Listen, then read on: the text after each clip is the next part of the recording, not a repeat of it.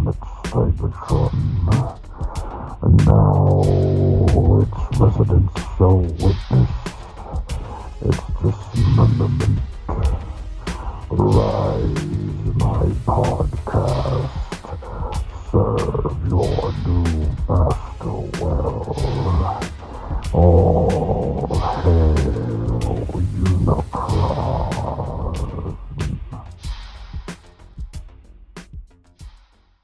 What is going on, everybody? Welcome back to another episode of All Hail Unicron. This is episode 74. Oh, Robert, where art thou, Robert? And as you may guess, there is no Robert here tonight because he's too busy dealing with some children he's trapped in a well in his backyard. Something about puts the lotion on his skin and gets the hose again. I don't know. I don't really understand what Robert's doing. He was very vague about it, but he is not here. And Oscar's off doing Oscar things, as Oscar tends to do. So it is me and the one and only Mr. Rich Preordered. How are you, sir? Hello. I'm doing well. How are you? I'm good. It's Labor Day. It's 8/27 on Labor Day, and I know that I have to go to work tomorrow, so I'm as good as you can be, knowing that that's the case. And this week is kind of shaping up to be a busy week, probably. But what can you do? Such is life. So, yeah. Indeed. Well, no sense dilly-dallying. Did you get anything this week? Well, I got a 3D printed add-on kit for the NewAge Devastator. And this is what I was sending pics in. I didn't see these pictures. I need to see these pictures. Yeah, you should check it out. So basically this, okay. Yeah, they're in our group chat. This, and it's interesting because I saw somebody post that you can have a Legend Scale Devastator for $80. Big Bad Toy Store, and I already have. I can't talk, but I already have the NewAge Devastator set, like the whole set. All 6 figures, and then the sort of skeleton. Big Bad apparently has just the skeleton for Devastator from NewAge on sale for like $45. And then, there's an eBay seller who sells basically all the parts to fill in Devastator and make him look very cartoon accurate. He does look very cartoon accurate, yeah. Like you can pose this thing and then look at the cartoon model and go, yeah, that's cartoon Devastator. Yeah. With his weird-looking feet and everything. And honestly, the color difference between the parts is not much more different than you would get off like a legit Hasbro product. It's like, this is just different plastic, so it's colored a different shade of green. Oh, well. Yeah. So, I had ordered that, and it came from overseas, so it took a few weeks to get here, 2-3 weeks maybe, but it's pretty cool. All the parts just plug in, and you unplug all of the Constructicons, and then you have your 6 Constructicons, and you have your Devastator. It looks pretty good. And it is, and it has ankle tilts and everything, so it's pretty cool. Nice. But I saw some people posting, and I've wondered about this myself. Like I have the Zeta Superion, and I have the G2 X-Transbots Menasor, and it's like I wonder why companies haven't just come out with fillers, especially for the core bots. Like instead of having Silverbolt just transformed into a cube and shoved in the back of the Zeta Superion, surprised somebody hasn't just come up with a big plate that just fills in that hole and covers the back. Yeah, not really wrong. And then arms and everything, especially the Menasor, because the arms are essentially there. The car is split in half for the X-Transbots, and they just tack on. Yeah. Same with the legs. The legs are there. The cars just attach on. So yeah. No, I saw somebody posting that about the Fans Toys Superion. Like how long before somebody comes up with aerial bots to just plug in, but it would be smart, I think. But I think so. And like the other thing is that like if NewAge came up with this little add-on pieces like this and threw it in with the skeleton piece, right? So let's just say, what was it, like $40? Let's say it was like 60, and now it's like you have the ability to make a Devastator that doesn't transform and have all your individual Constructicons and robots, which can also turn into Devastators. Like, it almost adds, like, well, now I can have, like, the 6 Constructicons standing on the shelf with Devastator behind them. You know, like... Right. Yeah, like, I don't know. I think they should do it. I think that's a good idea. So, yeah. That's a good idea. Yeah, I wonder, though, if NewAge is like, well, if we do that, then people are not going to go and buy our other things because they just want the Devastator. I could see that, but the problem is for me is like, and maybe I'm the minority. I don't know. I found that my finger is off the pulse on a lot of things lately. But like, for me, like I do want the individual Constructicons that transform into both modes and can turn into a Devastator. You know, like as much as I would like to have like display it like that, it's like I don't know. I feel like I need them to transform that way. But yeah, I don't know. I mean, on the other hand, let me ask you this. Well, go real ahead, quick, sorry. you know, on the other hand, you might get people who were not interested in picking up 6 Constructicons, at least buying something that you made, you know? So, I don't know. Maybe there is a market. I don't know. Yeah. So let me ask you this. So the Constructicons from NewAge, and I don't know how, I think Magic Square did this almost the exact same way, but, and for those listening who may not have either one, the way NewAge did their Constructicons is they did 2-packs. So 3 2-packs, and none of the Constructicons came with combiner parts. And then they released a 4th set, a 7th sort of entity here, and that was basically all the Devastator parts. Right. It's a torso with 2 arms attached, and it's got the waist and the thighs. And then, you know, as you might imagine, the gun, and as you might imagine, then all the Constructicons plug in. So that's how NewAge released everything. Kind of 7 pieces, 4 sets. So given that they've already released this multiple times, right? I think they did an EX and a regular, and they did I think they did a battle damage set. What would be acceptable... either moving forward, say they pick a brand new combiner to do, and also, I guess 2 parts. The other part, I was going to say and or, but let's do 2, because the other way would be, how could they redo the Constructicons now to give us that non-transforming Devastator? And I guess I'm looking at it from the perspective of, you know, had they not released it yet, maybe they could have said, well, we're going to do these as 3 packs of 2, and each of those packs has, say, Long Haul and Hook, but then it has all the pieces that Long Haul and Hook would make up inside the Devastator. So basically a dummy Hook and a dummy Long Haul. So that you can have your choice. And then all 3 sets come like that. So, you know, you have just the dummy parts to plug in from NewAge. Would you rather them include that with the figure, and then the 3 2-packs would go up in price a little bit? Would you rather them release them as 6 individual releases, but they come with the combiner bits, like the extra, you know, dummy Hook, dummy Long Haul, Scavenger, etc.? Or would you rather them say, okay, we're going to do essentially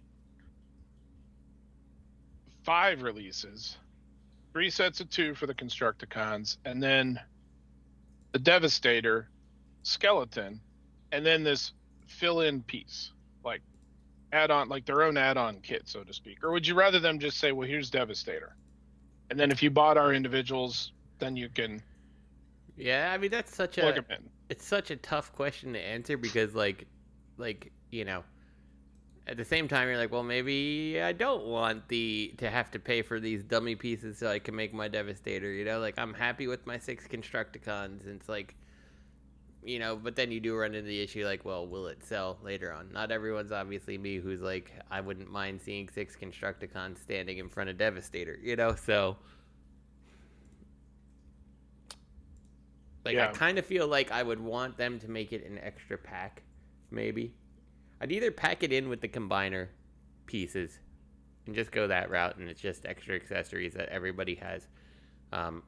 Or I would go the route where you're adding like one more pack afterwards is like maybe if you made 1,000 of all the pieces to Devastator, you've only done like 250 of the filler pieces. You know, like I don't know, maybe something like that. So, yeah. Yeah, it's an interesting scenario, I think, just because if you're New Age, you got to look at that, like what you just said. If you do 1,000 Devastators, you only do 250 add-on kits. Yeah. So then it turns into, is it worth it for New Age to do it? Yeah. Or do they go, doesn't matter? Yeah. Or you know, if they look at it and go, we're going to do 1,000 Devastator kits, 1,000 add-on kits, and 1,000 sets of 2 of each. Yeah. And we're just going to assume everybody's going to buy everything. You know, it's almost like, how do you, if you're New Age, how do you sort of leverage that so that you're not going, well, nobody bought the filler kit. Yep. Like exactly. 3 people thought that was a good idea. You know, maybe I'm in the minority here. Yeah. Yeah. I don't know. I can say that I like the idea of being able to have Devastator and the Constructicons without buying 2 sets. Yeah. So that's pretty cool. If I did want to do, say, a diorama with, you know, another Devastator versus another combiner kind of thing. So the thing that, like, you know, the thing that I think strikes me about it is, like, if you offer the kit, you potentially cut off someone just buying a competitor too, who's just like, well, right. I'm just gonna use this to go ahead and make a Devastator. You know, I want to get them both, but you know, this one's just gonna stay as Devastator, and these are gonna be my ones to do whatever. And you know, you do potentially cut off that, especially if you can make the kit like this, where it's like, and this kit super cartoonifies it or whatever. You know, like, yeah. I don't know. Yeah, and that's the interesting part about it too, like, because they have direct competition. Yeah. Out there, you know. Right. Magic Square and New Age are often toe-to-toe on stuff. Yeah. I mean, and that's half doing the it reason right now. that, like, you know, a lot of times you can justify buying both is they're like, well, you know, I like this one. It looks good in alt mode, so I'll keep this as the one that I keep in alt mode, and then the other one will be my robot version or whatever. You know, like. Right. I don't know. So, and especially where combiners are concerned. I know people who have done Magic Square for, you know, the Devastator because they like the cartoon mode, and then the actual individual Constructicons from New Age. So, you know, I don't know. Yeah. It's an interesting conundrum, if you can call it a conundrum. I don't know. It is. And I don't know. I don't know how I feel about it either. I don't know if I don't know how I'd want it packaged. I can say that if New Age had put out a kit, I've seen this kit before, and I think somebody else did one, the filler kit for New Age Devastator, and I've thought about it before, and this one was a little cheaper in cost, and I was like, yeah, why not? I'll check it out. If New Age had made a kit right off the bat and just said, okay, here are the 5 things you need to buy. You need to buy the 3 sets of 2. You need to buy the Devastator skeleton. Now you've got your option there. And here's this other thing, which is just the filler kit. Yeah. I probably would have bought it from New Age. Right. Just to check it out and see if I think it's worth it. Yeah. I can see that. So I probably would have bought it. Now, I don't know. Maybe I'm in the minority here, and most people are like, you know, I know you said you'd like to have it. Yeah. Like the Constructicons in front of Devastator. But maybe we're in the minority. Maybe, you know, listeners, let us know. Like I said, I find it hard to have my finger on the pulse half the time. So, I don't know. I could just be completely wrong, honestly. So, I don't know. But I think it would be, I think even with Masterpiece, it would be kind of nice to have the option to do both. Yeah. Because, you know, you could have a combiner shelf. Right. Or like 2 combiners. A lot of combiners seem to kind of have their opposite, right? Like the aerial bots and the Stunticons. Yeah, obviously. Kind of feel like opposites, you know. With Devastator, it feels more like the Dinobots to me. Yeah. Just based on the cartoon, you know, so. Yeah, I agree. I don't know. So be interesting. You know, while we're on the topic of add-on kits, so remember we were talking about in our chat, like, you know, obviously I think one of the weakest parts of the NewAge Grimlock is his hands. His hands are just friggin' garbage. His arms, and I was like, his dino hands, to be clear, right? Yeah. Someone makes an upgrade kit for him that like gives him better articulation of them, so they can make it look more like he looked in the cartoon and stuff. And I was like, oh, that's cool. Like, I didn't even, like, we were just talking about it, and I found it on eBay. Like, I know I linked it to you. And there's two sets. There's one that, like, upgrades his shoulders and makes his arm, like, even more weird. And then there's one that just kind of, like, upgrades the shoulder joint, or, like, the forearm, for lack of a better term, of him, and makes that better. And I found that. I was like, oh, cool. So I ordered that one. And I would say like 3 days later, the person's like, oh, sorry, you know, we're all out of them. We're not going to make any more. We're just going to refund you. I'm like, oh, okay, that's fine. Whatever. Who cares? I'm like, I'll just deal with my crappy arms there. And then, like, literally, like 4 days later, when they were supposed to have refunded it, all of a sudden, like, it shipped. I'm like, okay.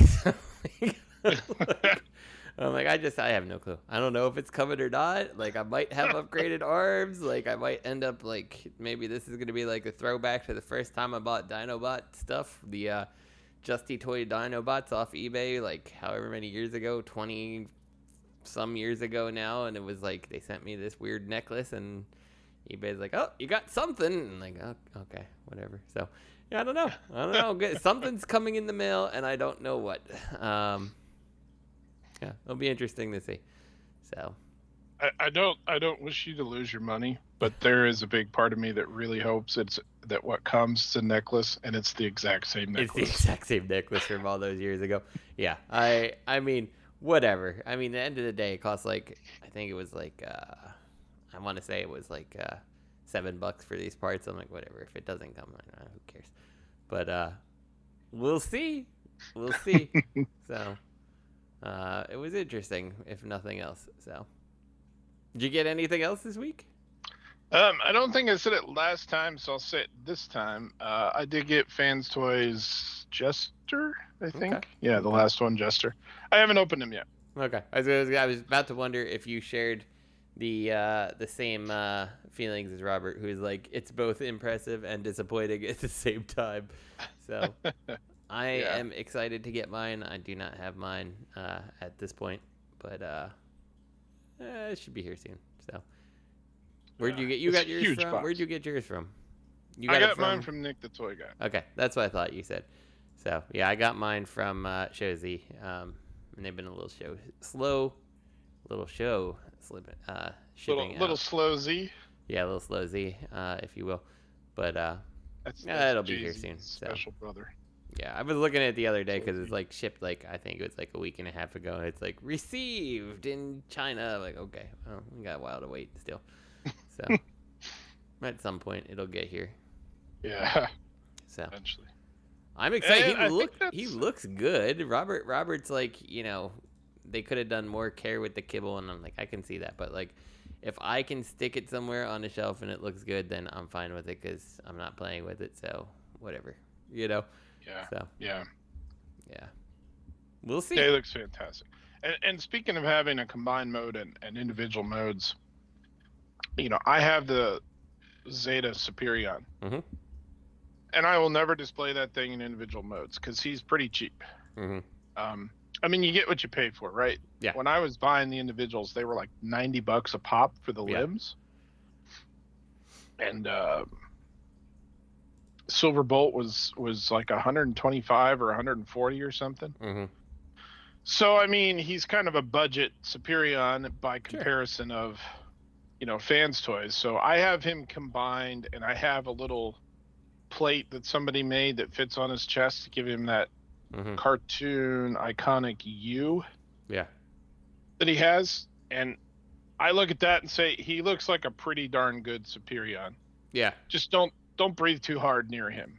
Yeah, like, you know, I've never messed with one myself because, you know, I was like, well, I'm in on Fans Toys, but like there's always this part of me, like, especially as Fans Toys time took longer and longer, I'm like, am I not getting his period? You know, right? No, I'm like, did I miss the boat? Was I an idiot on this one? But he always looked fine. I didn't particularly see any big massive problems with him that I could tell. So as far as my take on Zeta, and this is all based on my copy, so your value may vary, I guess, but mine, he's really solid as far as the limbs attaching. Mm-hmm. And of course he's a giant torso, mm-hmm. with the thighs and the upper body and everything. Yeah. So that is extremely solid. The legs attached, super solid. The arms attached, super solid. Silverbolt, box him up, shove him in the back. Mm-hmm. Now the problems I have with him. Giggity. Exactly. Right in the backside. Shove him in the back. Hawk Tua on that Silverbolt. Put him right in. That girl's all kinds of like super famous now, like getting all kinds of things that she couldn't before. Crazy. I mean, can you imagine? Uh-huh. She was probably a little wasted, a little drunk when she did that quote unquote interview. Uh-huh. And just was being funny and making yep, this is what you do. And then now she's a celebrity. Uh-huh. Crazy. In on like everything too, like getting invited on to all kinds of things. So. And life is smart, a crazy thing. So if she's smart, she'll take as much as she can get as long as it happens. Mm-hmm. I saw an interview with Ryan Seacrest years ago, like season 1 or 2, maybe season 3 of American Idol, and nobody knew who Ryan Seacrest was before that, right? Right. And I want to say this was like a Howard Stern interview or something, and he was doing he agreed to do some show, and Howard was like, "Why are you doing that? That's like the shitty hosting job that no celebrity wants, that they kick to some peon or whatever, and he's like, look, American Idol is my only claim to fame. Nobody knows who I am. I have nothing else under my belt. I don't know how long American Idol's going to go. I don't know how long this popularity is going to last. I'm going to take anything and everything I can while I can. To get your face out there, to make yourself more recognizable. Absolutely. Yeah. And of course, now he's a household name and he's got all kinds of stuff going. But he could have faded. Like, where's the other guy who was the other host in season 1? Yeah. I can't even name that guy. I never really watched American Idol, but yeah, the only reason I know Ryan Seacrest is because he's, Ryan freaking Seacrest. Right. I couldn't name any of the other hosts, Yeah. No, I agree with you 100%. So it's smart to do. If Absolutely. I'm honest with you, Hawk Tua needs to go ahead and like put her name on some like sex products. the Hawk Tua lube. That's like the most obvious one. Exactly. Hawk Tua lube. Exactly. So get out there, make your millions. Let's go. So yeah. Even if you sell, like you start to see it slip, sell that phrase. Yeah, exactly. Sell the clip, sell the AI of your voice. Whatever. Exactly. Absolutely everything you can. You live off of that 15 seconds of fame for or whatever. Yeah. What is the 5 minutes of fame? Is that what they call it? I think it's 5 minutes, but you live off that 5 minutes of fame for the rest of your life if you could. Like, or your 15 minutes, Either one. How did mommy make her millions? Let me tell you about the Hawk Tua. Yeah. Let me show you this like 15-second YouTube clip from 30 years ago. I don't even know what her name is, but it's like it's like no clue. It's like how did grandma make her millions, Mom? Well, let me tell you about your grandma. So the term Hawk Tua? That was grandma? Yep. Grandma was the original Hawk Tua. This podcast's off the rails. It's amazing. It is. So. That's what you're gonna bring. Imagine that's what some kid, like for show and tell, they bring their grandma in. She's got her walker. She's like, you got a Hawk Tua on that. You know what I mean? Just spit on that thing. Bring your relative to school. Yeah, career day. Grandparents' day. Yeah, that's amazing. All the grandpas are looking at her like, yeah, what's up, Hawk Tua, grandma? That's right. So Hawk Tua, Nana. So what else? Anything else? Is that it? Is that all I got? That's all I got. I will say real quick to finish my thought on the Zeta. The problem with my Zeta is the Silverbolt stays plugged into the back. Uh-huh. But part of his wings and stuff are supposed to clip on, and they just constantly fall off the back. And they're attached to Silverbolt, so it's like you either have a big hollow. Says, it sounds like they didn't care about that, so who knows? So. Well, I'm talking the Zeta. I can't speak to the fans' toys yet. And then the other problem I have is on the leg bots. Yeah. The leg bots, the little knee pads are supposed to clip in and make it solid. Those fall out all the time. Yeah. And then panels just kind of hang. His legs are fine. They're still there. They're still stable. He doesn't fall over or anything, but it's like pieces just pop off, and it just feels... It feels like $100 limb bot versus a $200 limb bot. You know what I mean? And so you get him posed just right. You get him nice. Get him on the shelf. Don't touch him. Don't breathe near him. Don't fart in his general direction. He's fine. Mm-hmm. And I think he'll be my Superion, and the fans' toys will be my individual aerial bots.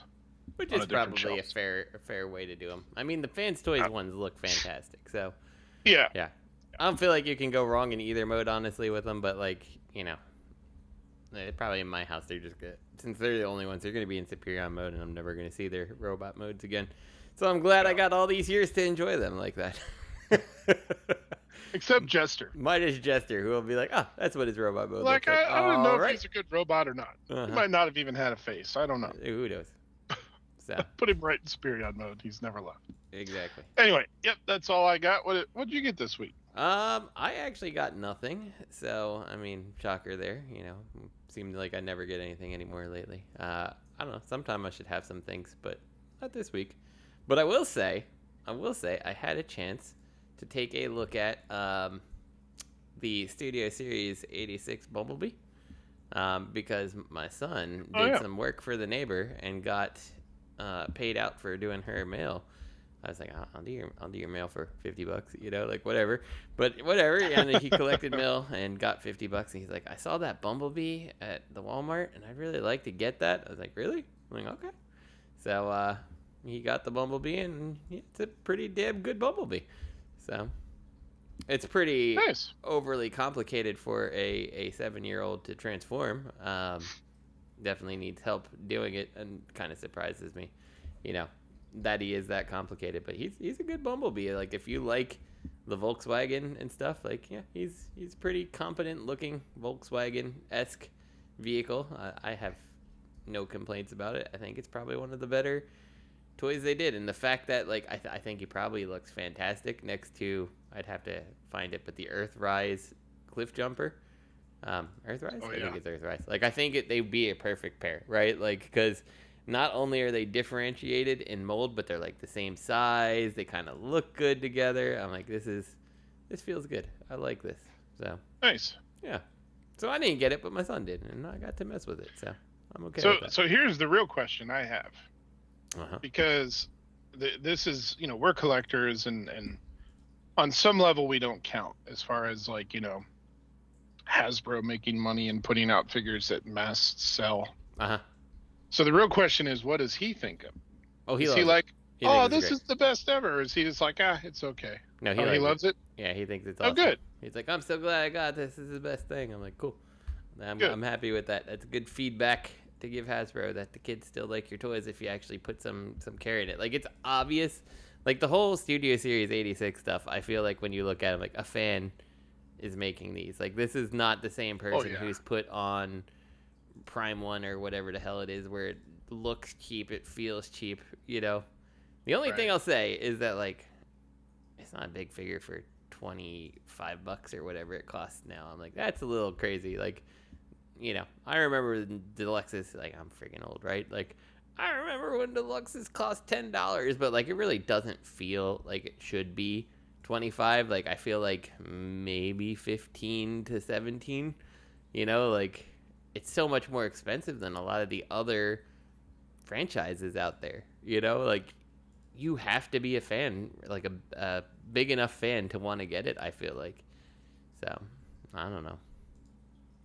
I couldn't tell you, but he likes it. It is an interesting thing because the whole story is interesting, really, because of what you just said, right? So this is obviously I mean, the studio series is for sure aimed at fans. Yeah.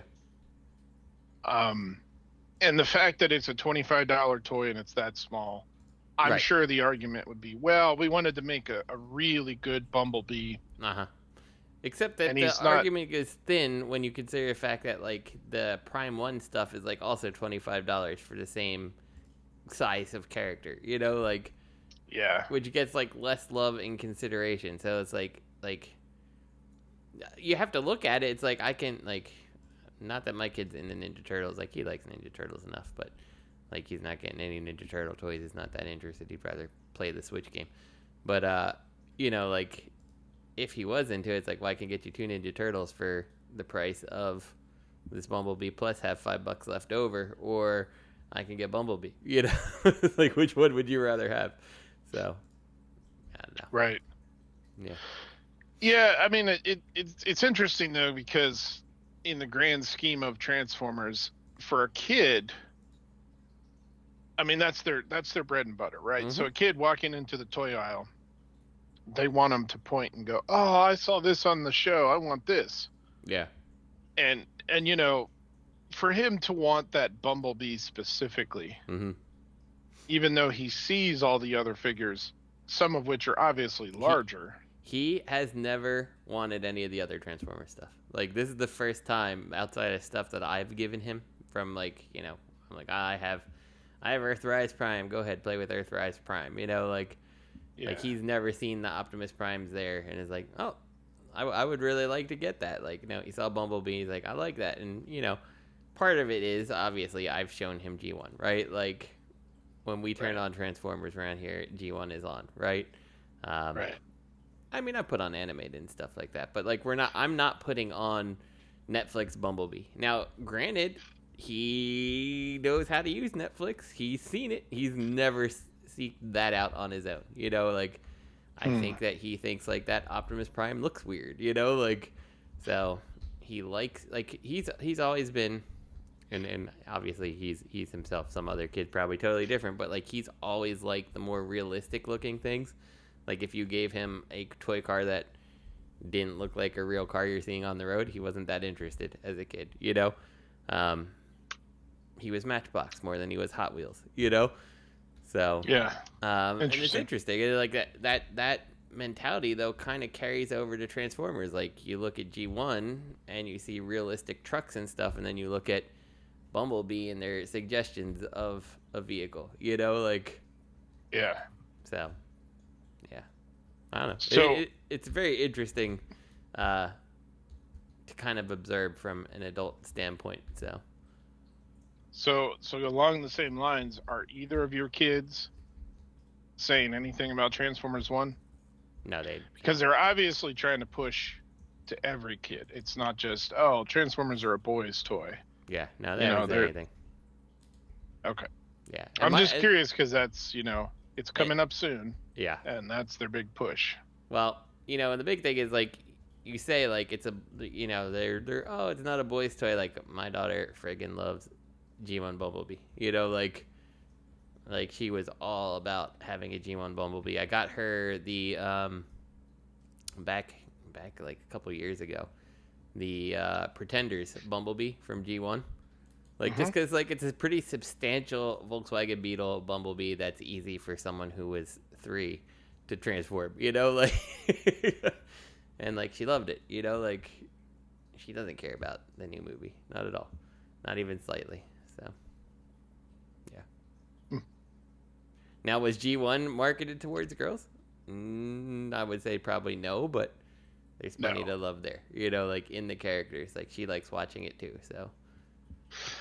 I feel like Transformers G1 being in the 80s, very much a boys aisle, girls aisle type toy scenario. Yeah. Literally like, oh, this aisle's all pink. This is obviously the girls aisle, right? The Barbie aisle, you know. They still do that today. Like you can still see there's a pretty solid definition there. But back then it was very, very targeted.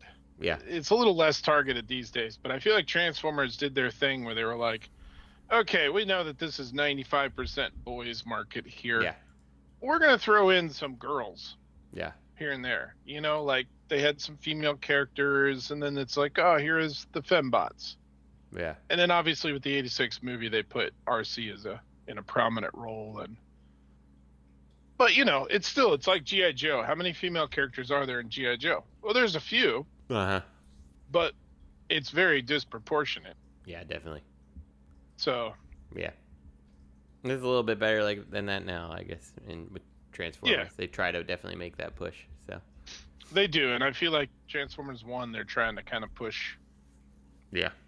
At all kids, all ages, so to speak, and so I was just curious, like if your kids have been seeing that and going, "Hey, we want to go see the new Transformers movie." Nah, not that anyone's articulated to me. So.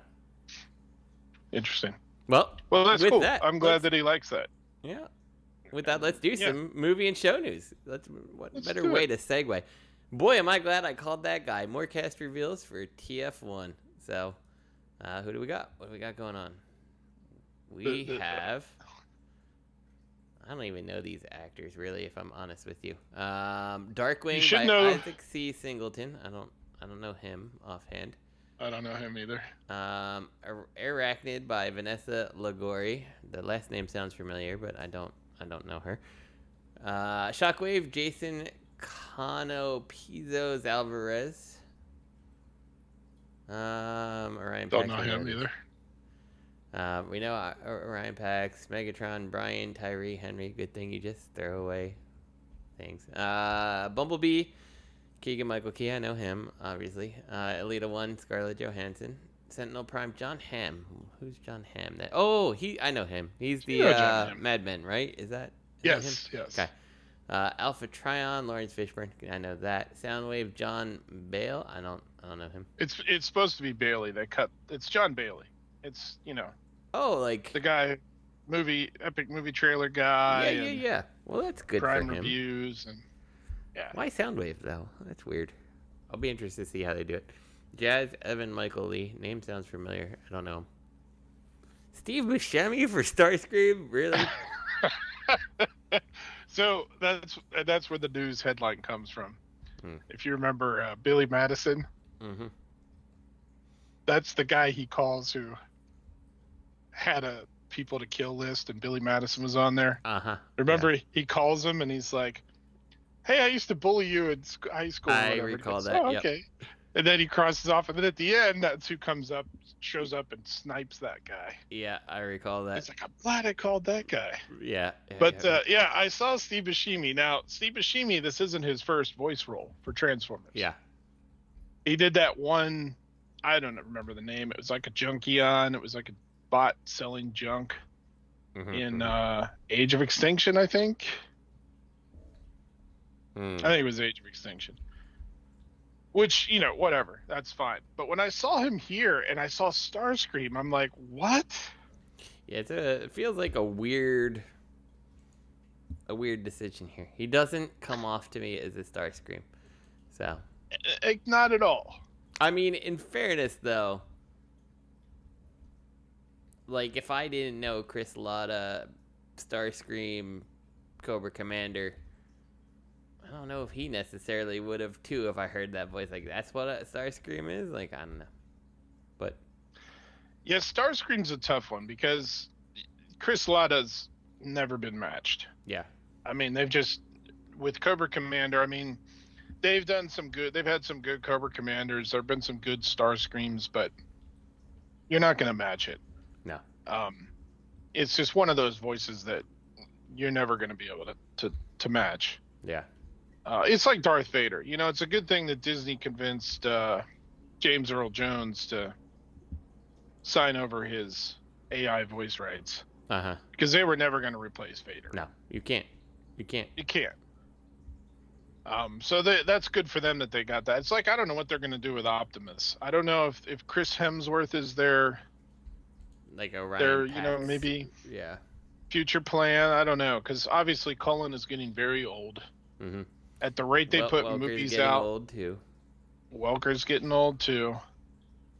I feel like Prime is a more iconic voice in general.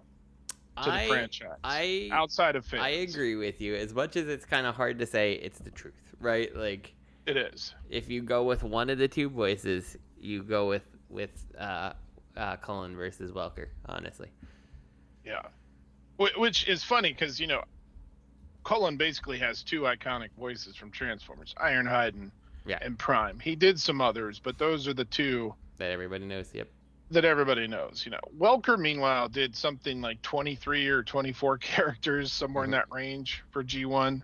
Yeah. Just a ridiculous number. Yeah, but sadly, I think that Cullen's Prime is it's sort of the Prime. Yeah. The de facto. Yeah, and I think it's the de facto character for the franchise too. Yeah. So, they've already said that the Transformers 1, the intent is it'll be a trilogy, and that it will be not tied to the live action movies. So I'm not really sure where they're going with that, because it's supposed to be the telling sort of the prequel trilogy. But they're already saying that it's not tied to the live action. Yeah. So where are they going with that? Is it just going to be typical Hasbro, where they, over the next 4 or 5 years, crank out these 3 movies, and then they say, all right, well, that was fun. Now that's behind us, just like let's forget every it ever other existed. thing. Yeah. It's the one curse of Transformers. It's interesting that Hasbro does that, because like, is it gonna work? Like I think that mentality is like, well, we snag the new fans and stuff like that, but then like I look at things like Pokemon, which is still enormous, and it's been going. Pokemon first hit the scene like when I was in high school, I think. Like, so what was that? Like 20. It's got to be almost. How old is Pokemon? It's got to be almost 30 years old now, honestly. Pokemon's, it's pushing 30 now. When did Pokemon Blue come out? 1998. So, yeah, it's 4 years off from 30, right? 4 years from Pokemon Blue, the first one? Yeah, that's the one I remember. Pokemon Blue. That's what everyone in like my high school, even though it's like Pokemon, like every dorky person was playing Pokemon, right? So, right. Yeah, it's 30 years almost. It's 26 years old right now. 1996. Holy that crap. would be its Japanese release, yeah. Yeah, so it's almost 30 years in Japan, and it's definitely 2026 in the United States, right? Like, That's huge. And every single TV show is still, as far as I know, I haven't watched them, but as I understand it, at least up until very recently, you still had the same kid, Ash. Being the guy who's like kind of doing all these adventures. Now, like, there's other kids associated with it, and you pass the torch, but like Ash is still there. And it's like, Pikachu's still there. Imagine if that was still G1 Prime telling his stories as they've progressed on from here. It's like, we don't need to reset constantly. We just need to introduce new things. But I guess in a way, where Pokemon is concerned, like, every generation is like, okay, we're going to keep these 75 from this previous generation. And nope, here's another 90 new ones, so... Yeah, but the thing is, it's still, even if you pick up with a new set of kids or whatever, it's still there. It's still Ash is still there. Right. Pikachu is still Pikachu, and Pikachu's still there. Right. And it's like even with new kids, new Pokemon, like you still have the situation where you're like, what you knew in the past still happened. Like it still exists. This is still part of the story, and like Transformers could do that. It's like, we've gotten new Transformers that aren't just Starscream and Megatron and all this stuff. We've gotten your Safeguards and what's the hell? What was the chick that came out? Strong Arm? No, I don't remember. Oh, yeah, Strong Arm and like, of course, like Windblade. And... like you could add all these people into the continuity and not necessarily be resetting every 3 years and throwing everything out the window. Like, my son could go back and watch OG Pokemon, and it looks similar, it feels similar to modern Pokemon, right? Like, right. So, and the characters, he knows the character. Yeah, this is Ash's story as he left his town. Okay, cool. That's what the story is. You know, like. And even if they started a new like show with, oh, here's 3 other kids and their Pokemon and blah, and then if Ash just showed up at like a tournament, like, oh, hey, there's Ash and Pikachu, you'd be like, oh, hey, there's Ash and Pikachu. Exactly. Whereas if G1 Prime showed up in or any old G1 character showed up in one of these new shows, you'd be like, what the hell is this? Yeah. This doesn't fit at all. Like, what is this? Well, like, and that's one of the things, like, you know, Rescue Bots obviously is a TV show designed for the little kids and everything. And, like, I'm not going to say Rescue Bots is some amazing show or anything like that. But, you know, like, the concept of, like, oh, we're focusing on this group of Transformers here, you know, the Rescue Bots led by Heatwave. Oh, and Optimus Prime, he checks in once in a while on the communicator thing because they're the away team. So that's how it's tied, you know, to that right. continuity. Like, okay, I'm buying it. I get you. I'm here. So, you know, like, you could do that. There's nothing wrong with that. Like, we don't need to necessarily have Optimus and Megatron if you have, you know, some other thing going on in a way that's meaningful and interesting. So. Yeah. Yeah, and, you know, they kind of touch on some of what would work with G1 and sort of the extended G1. For example, like season 3 of G1. Yeah. You know, there's alien planets. Mm-hmm. And there's stuff happening outside of Earth. And then if you look at like Headmasters. Yep. Like Headmasters, it's like, oh, they go and there's the Battle Beast planet. I don't know what it's called, but, you know, Battle Beasts are part of the old, you know, rock. Yep. Or earth, wind, fire, water, whatever. Those are all part of the G1 toys and continuity in Japan. And there are episodes in Headmasters where they go to that planet. Yeah. And the whole concept of the Headmasters and the Targetmasters and the Power Masters is different than it is with Rebirth. They're, you know, they come from the planet Micron or something.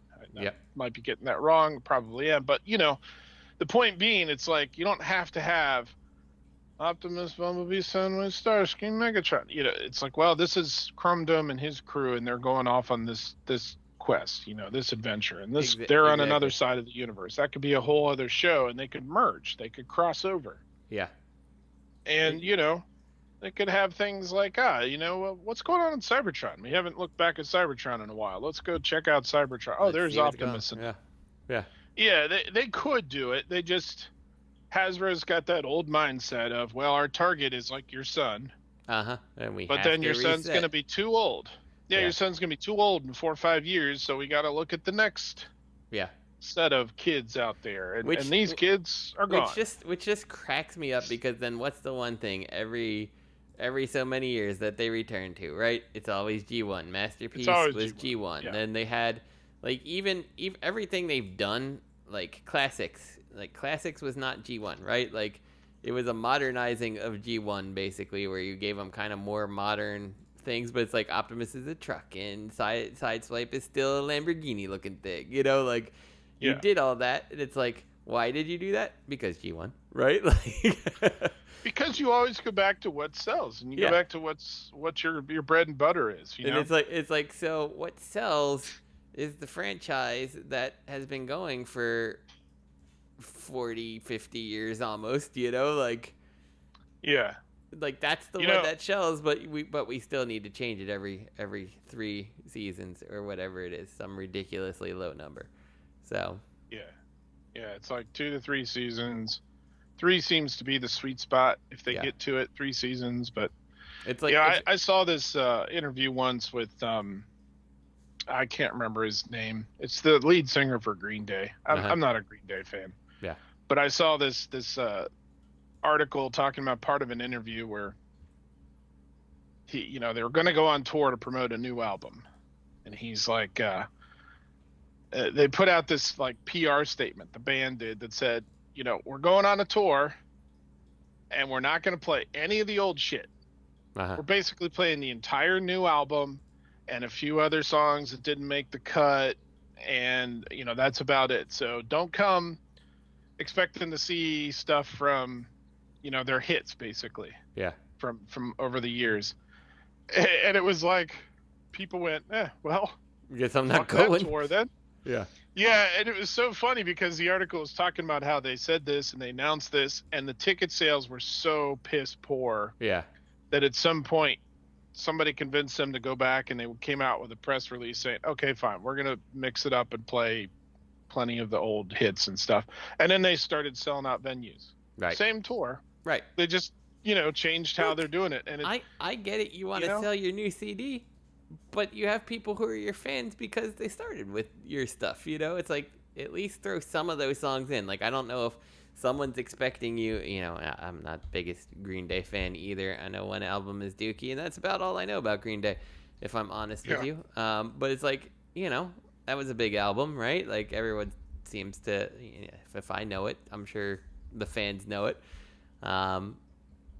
So they probably want to hear at least a couple songs from it, like maybe not the whole album, and, but throw in a song or two, right? To appease your core fans. So, yeah. I don't know. Well, all right, what's next? Now that we've spent a chunk of our show talking about Steve Buscemi?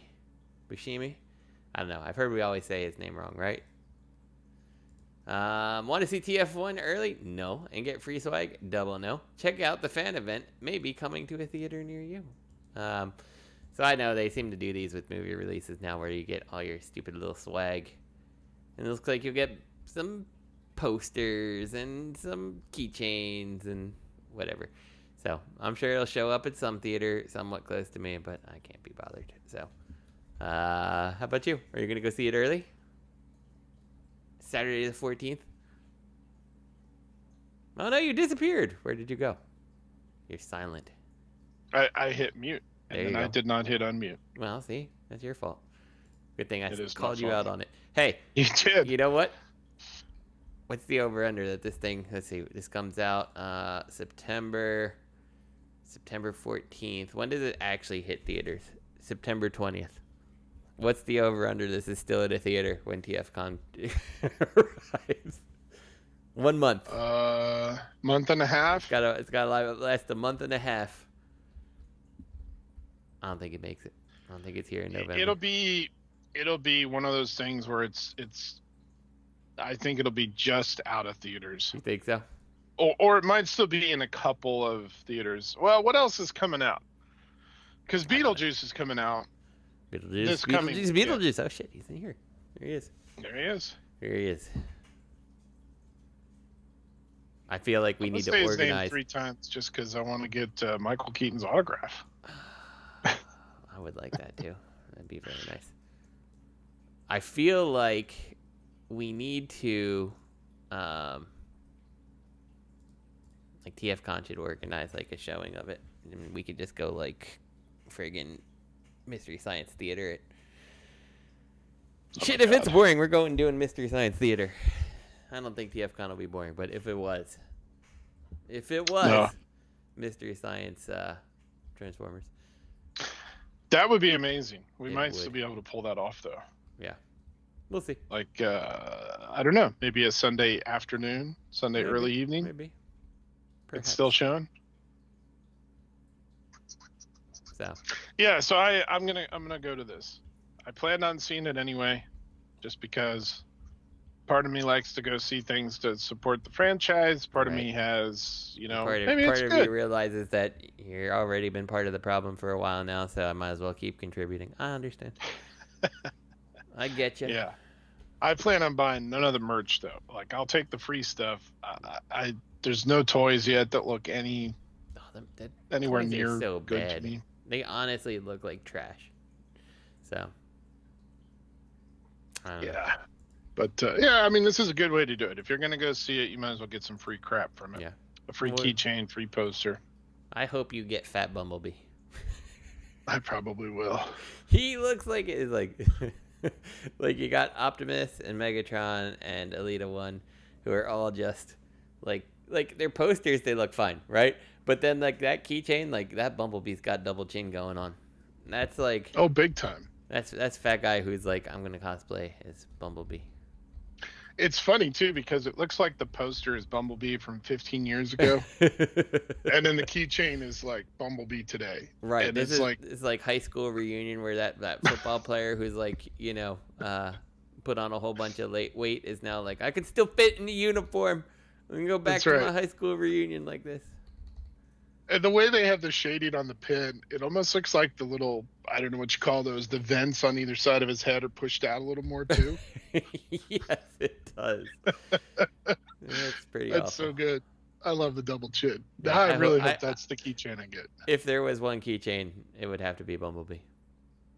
If you go and you can get 2 Bumblebees, you get me a Bumblebee and I will put that on my keychain until it deteriorates to pieces. I might just have to go on eBay and get a Bumblebee keychain if it's only a couple bucks. I just feel like I need Fat Bumblebee in my life. And be like, remember that one time there was a fat guy playing Bumblebee in the movie? And be like, no. Be like, I do. I do. I remember Fat Bumblebee. Pepperidge Farm remembers. Ah! Oh my God! Scroll down on this TFW link. Just keep scrolling. You'll know when you get to it. All right. Oh, geez. What? Yep. Why does Bumblebee have a triple chin? This picture's amazing. It's literally, you just need to put the helmet on him. I want to save that picture, put the helmet on him now. Listeners, if you take the time to Photoshop the helmet onto him, even if it's crappy, I will make this the picture for this whole podcast. I don't care. Do it. If you do it, you have until Thursday. I will do this. All right, moving on. What's Hasbro going to do? Q3 of 2025. If you guessed, a new animated series, because we can't keep anything for more than a couple months, seasons, whatever. You were right, because they filed a trademark for Cyberworld, which is coming later on, a new series. And it's probably, when I see Cyberworld, I hear 15-minute webisodes. That's what I hear from that name. You're probably not wrong. Yeah. It's going to be something on, like, YouTube or something. Okay. Trademark description. Toys, action figures, toy vehicles, and toy robots convertible into other visual toy forms, board games, equipment sold as a unit for playing board games, dice games, playing cards, card games, equipment sold as a unit for playing card games, parlor games, tabletop games, children's multiple activity toys sold as a unit with printed books, jigsaw puzzles, and manipulative puzzles. That's what they plan to apply this trademark to. So look forward to your Cyberworld board game. Manipulative puzzles. Yeah, manipulative puzzles. Hey, I just solved this Rubik's Cube, and it's trying to convince me to go buy more toys. It's trying to extort me. So yeah. Manipulative puzzles. Is that like microtransactions? Is that? I feel like that feels like a manipulative puzzle. Hey kid, can't figure out how to beat that boss? Just pay us $15. Level That's up right. your character. So you need this 99-cent power up. Yeah. Microtransactions. Well, I don't know about you, but Cyberworld is something. By the time this comes out, let's see, I will have it's 2025. About a year. Third quarter next year. I'll have an 8 and a 6-year-old. We'll see if they give a crap. Spoiler alert, they won't. All right. What is this? Oh, this is the, okay. This is the Triple T. I was like, what is this down here? And they being advertised to me on Amazon. It's a cup. It's the Triple T. Oh, so, yeah. All right. USA, right on the boobs. You know, with the placement of USA, it should have just been a Transformer that turned into Gung Ho, because I feel like it almost looks the same thing. All right. Third party swoop. Pter, it is. Petrie? I don't know how to say it is. Like pterodactyl. Oh, there it is. I get you. There it is. Oh, so Kang Toys is like we're doing things. So this is gonna give the old what company is it? Knife Arms Swoop. What company was that? They still make movie or the video game toys. What the hell's that company's name? I can't think of them. You know what I'm talking about, right? No. It's the company that I was like, I got the prototype for their upcoming paddles or something like that. It was just literally a bunch of my kitchen knives all duct taped together. Planet X. That's yeah. Yeah. So Yeah, it's definitely going to give Planet X a run for the I'm going to slice your fingers off during transformation run for the money. So, what do you think? I mean, I think this is a thing. I think it's a thing, and I think it's a stupid thing. I honestly don't get swoop from it. The fact that you've got the dino beak just like sticking straight out of the chest. The head is so Gundam-like, it's disgusting. Like, you're calling it Dinobots just because it's a dinosaur that turns into a robot. Like, it is so far away from the source media. I don't get it. So, I mean, I guess if you like their Predaking, this will probably look really cool next to Predaking. But it's so stylized. And it's too stylized. I feel like you can almost get away with Predaking on other shelves. Like, you know, because I've thought like long and hard, do I need Predaking? But like Predaking, I think you can be a little more stylized on that combiner just because he is animals, you know, like, I don't know. This doesn't feel right to me at all. So, yeah, again, this, I think we saw, I don't know, a promo image for Slag. Yeah. Also before. They still look like they belong in the Dinosaurs universe, which exactly. is that Bandai transforming dinosaur show and toy line. Or even like Zoids. It almost looks like Zoids, like that. Yeah. Zoids is a Takara thing, I believe. But like, yeah, like that's is what it, this or are they feels Bandai? Like. No, Zoids I'm pretty sure is Takara. I think. We'll be coming back. This isn't the last time we're going to talk about Zoids this episode. Okay. I promise. Okay. Well then, we'll get there. Yeah. Yeah. And it combines. I'm one of the people that I get why people think the dinosaurs. Some people think the Dinobots should combine. I'm not one of them. I'm not one of them either. I think the Dinobots were always a cool team that like. Their power, like, they were more powerful in their dinosaur modes, and, like, they didn't need to combine to be a bunch of badasses who are going to beat the shit out of you. You know, like... Right. Like, they were the group that, working as a group, could take down a combiner combined. You know, like, where your Autobots, you know, your regular Autobots may fail taking down a group of, or a combiner, the Dinobots would not, you know? So... Right. Exactly. And again, you're right. The fact that they were stronger in their alt mode, which is pretty much unique. Yeah. Maybe not entirely unique, but it's pretty different about the Transformers in general. Because even you say, well, Megatron always seemed to be a stronger gun than his fusion cannon was. Yeah. But still, Megatron needed someone to wield him to be of value in his gun mode, you know? So. Yeah, and everybody else's alt mode was used for disguise or convenience, like faster to drive than walk or fly. Yeah. Very few actually transformed into their alt mode to fight. To be better at battle, to fight, you know.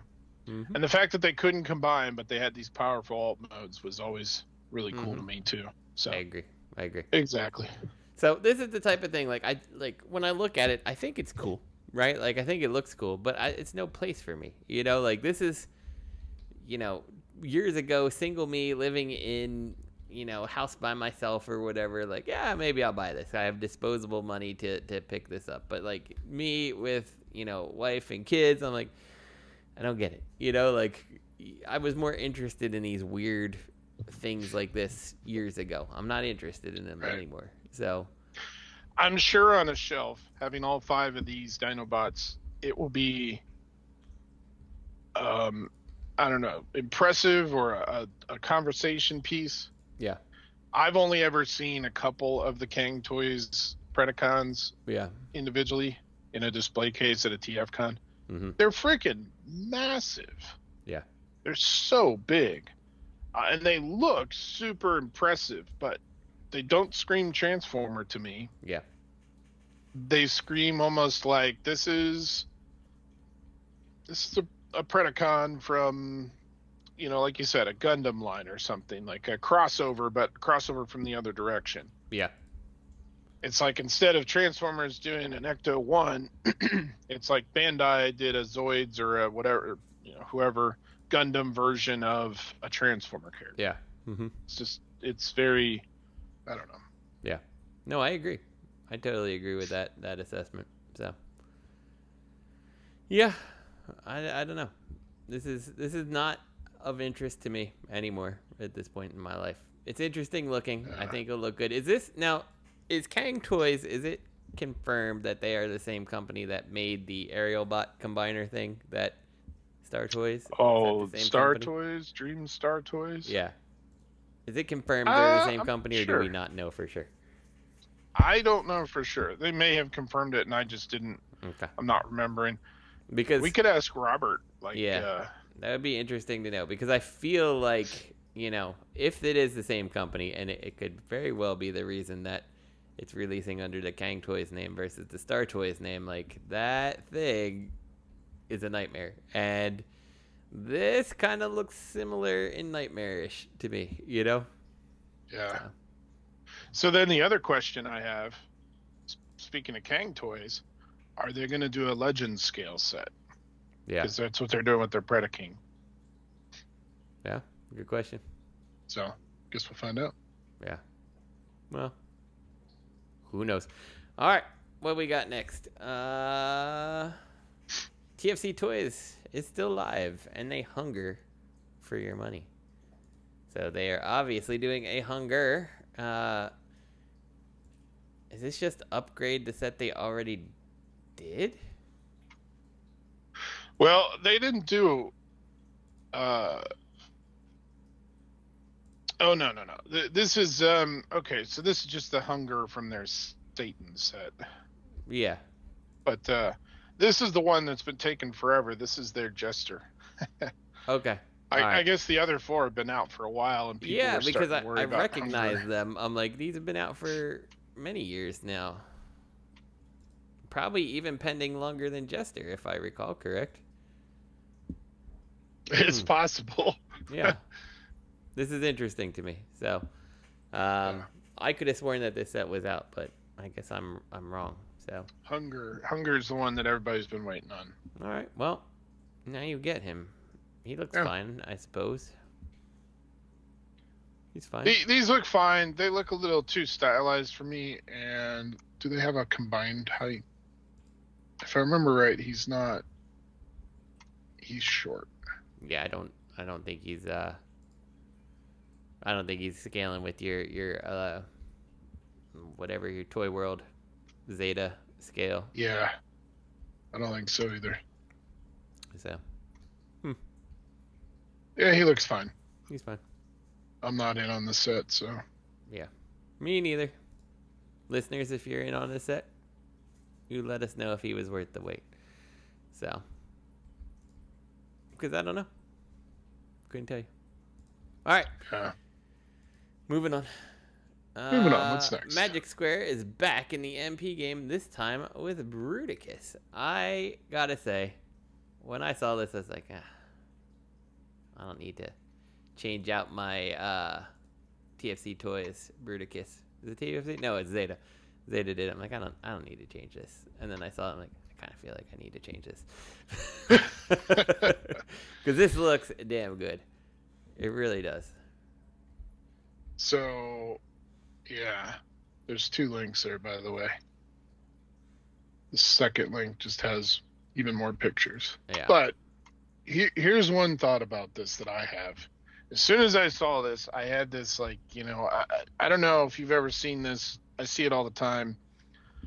Whenever people post NewAge or Legend, Magic Square mostly, but sometimes just Legends in general, you'll see people say, can we see this? Can we get an MP of this? MP scale? Yeah. Mm-hmm. MP scale of this?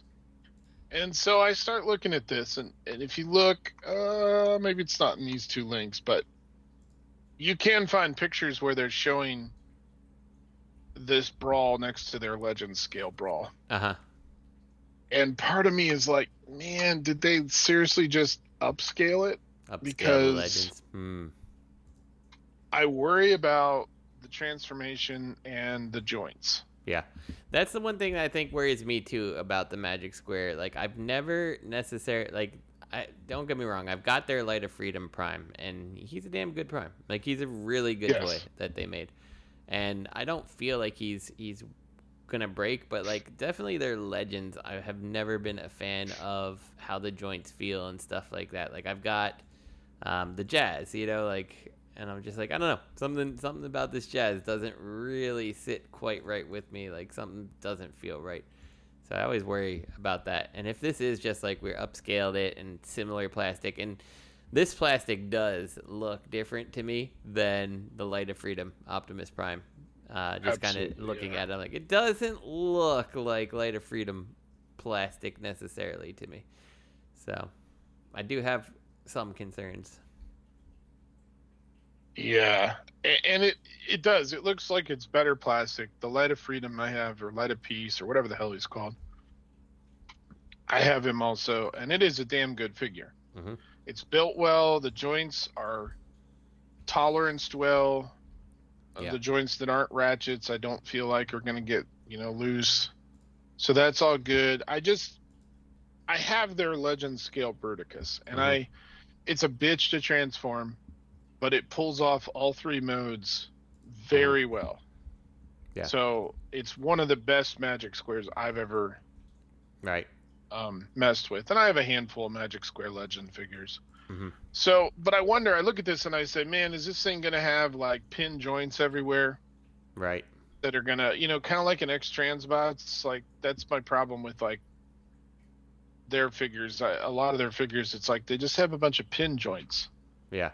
And there's certain key points where you're like, a ratchet needs to be here, and I see what looks like maybe soft ratchets. Like, there's a picture where he's like doing the kind of crouch down on one knee, and you can see the knee joint looks like it's some kind of ratchet.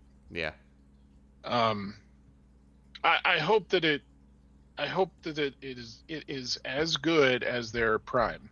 Yeah. I hope Light of Freedom, Light of Peace, whatever. I hope it is. If it is, I don't know. This could be huge. Yeah. This is a pretty big investment for Magic Square to be like, all right, we're doing 5 more MPs. Yeah, I agree. Prime is one thing. We've talked about this before. Prime is Prime. Right. You put him out, he'll sell. Mm-hmm. And funny, going back to Transformers 1 for a moment, when I said I don't have any desire to buy any of the merchandise, meaning the figures mostly, but if I was going to buy one, if they do a really nice Prime, I might be in on the really nice Prime. Right. Because it's Prime. And that's definitely, my entry to a lot of things is like, well, I'll buy the Prime. I like, if you go back to, I never watched Armada. I never watched Energon. I know kind of the premise of it, but I never watched any of those. It's like, I have Armada Optimus Prime. I have Energon Optimus Prime. I have Cybertron Optimus Prime. I couldn't tell you the story at all, but like, they were good Optimus Primes. And it's like, that's my representation of that show, is just to add to the Prime collection with this cool Optimus. So I've always thought, by the way, that a cool display would be to have the Optimus and Megatron from each show for shows that I don't really care that much about. Yeah, I could see that. Like an Armada, Optimus, and Megatron. And then, okay, I could be done. Well, I'd want a Tidal Wave from Armada too, because Tidal Wave. But I could be done. And then like Cybertron, I could do the Optimus and Megatron from that, and I could be done. Mm-hmm. I think it'd be a cool display. I agree. But so that's an easy one for Magic Square to be like, all right, here's an MP. Yeah, Optimus. Mm-hmm. And they sold a bajillion of them too. They sold all the different colors, and then they came out with a 2.0. Yeah. Of that, I have that Prime too. Now the 2.0 one was he? What was 2.0 of that? Was it better colors, better paint? Is that what it was? He's a retool too. He's got some different parts, and okay. I don't think it's like they took their design and refined it. It's not like a completely different figure, and it's not like, oh yeah, this is way better. It's just like, okay, yeah, this is better. Yeah. So they refined their own product. I don't think I knew that. I don't know if I recalled Yeah. that. So, but again, they put out a bunch of colors of that. So that's another question, and maybe a future discussion. So like Magic Square and especially NewAge now, when they bring out a figure, you're getting you're getting the recolors, yeah. You're getting the cartoon. NewAge, you're gonna get every color. Yeah. If it can be shoehorned, if it can be shoehorned into a G.I. Joe character, guess what? You're gonna get that too. Exactly. So now I wonder, because when I look at this looks fairly cartoonish. Yeah. Until you get to the foot, and then he's got the silver foot, and so I'm like, okay, so this is what? Is this the toy version? Because it doesn't look like the toy version, because it doesn't have any of the detailing of the toy. Mm-hmm. Like where you would have stickers, especially in the robot mode. Yeah. So is Magic Square going to do 5 repaints of this? Yeah. Maybe. So with their oh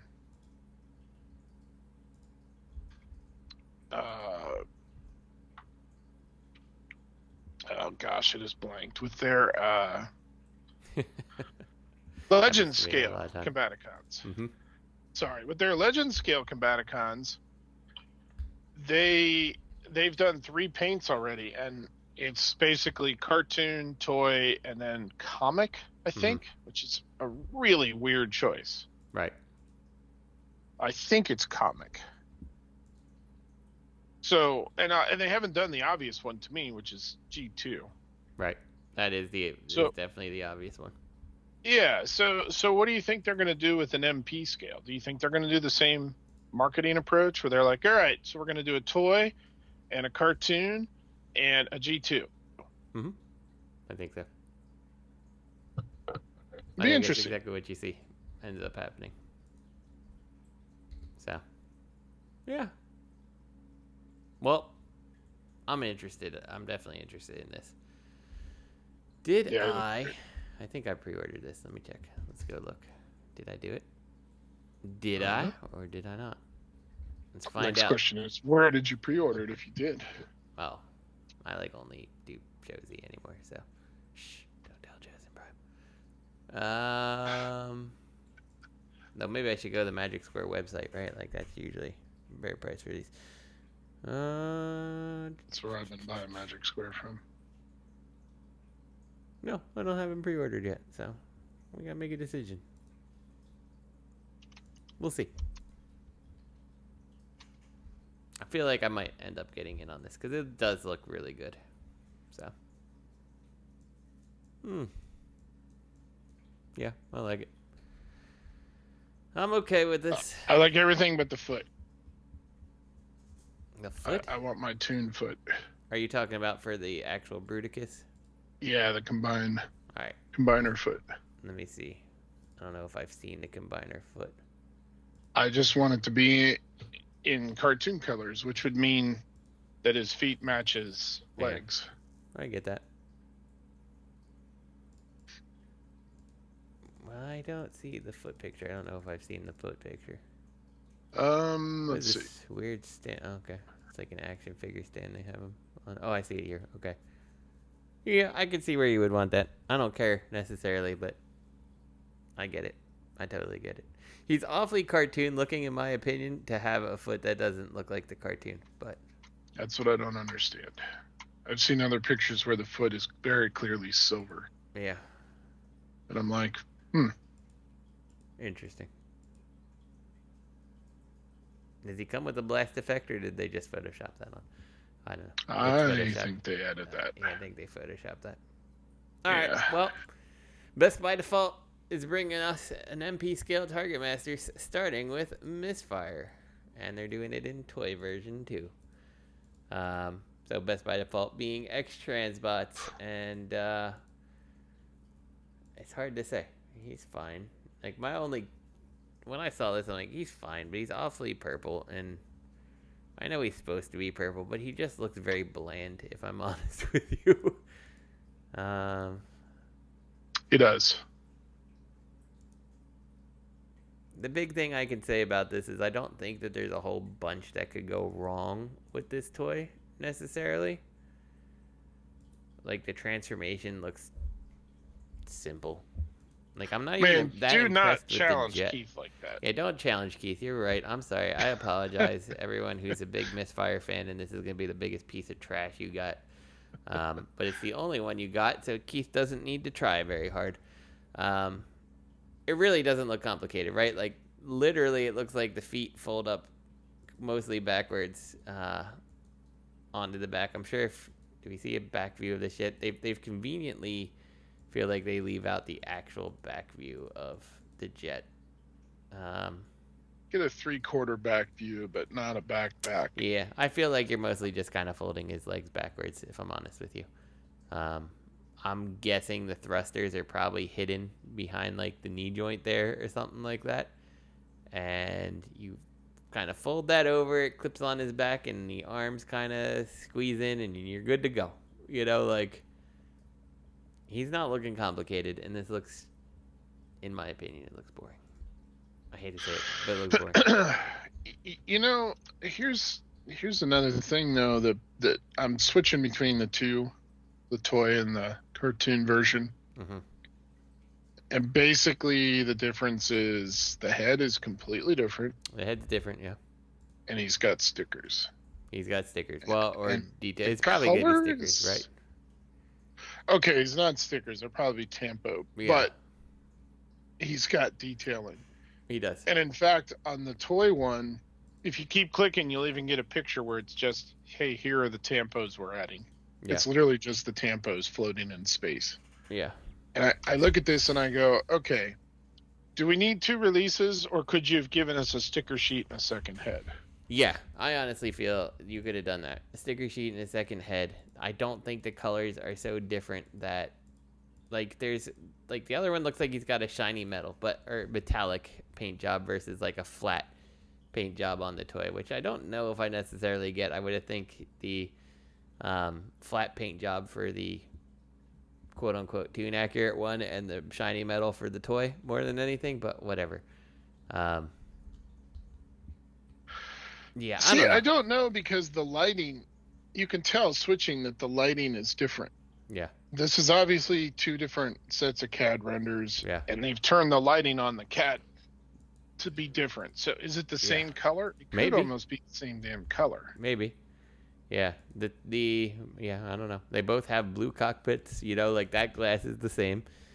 Yeah, I agree with you. I would have rather seen them just make a sticker sheet, honestly, for this thing and call it good.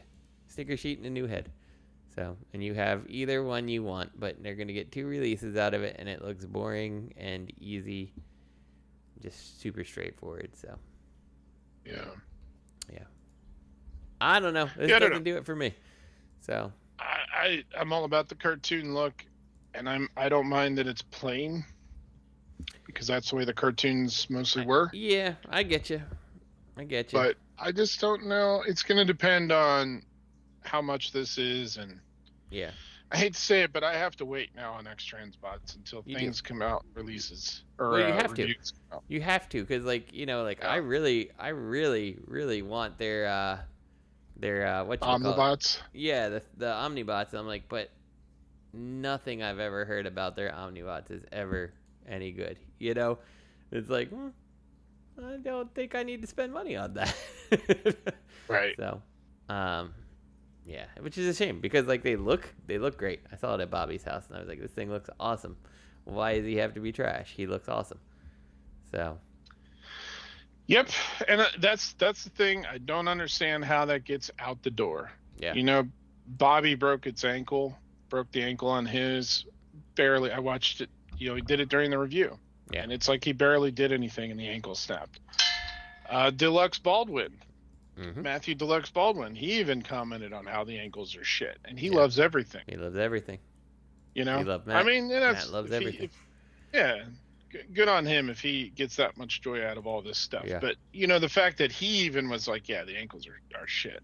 Yeah. And I've seen other reviewers where it's like, yeah, these ankles, they're not gonna last. Yeah. Like, how does that get out of the door? I don't know. You know, like, maybe in the design and the CAD it looks fine.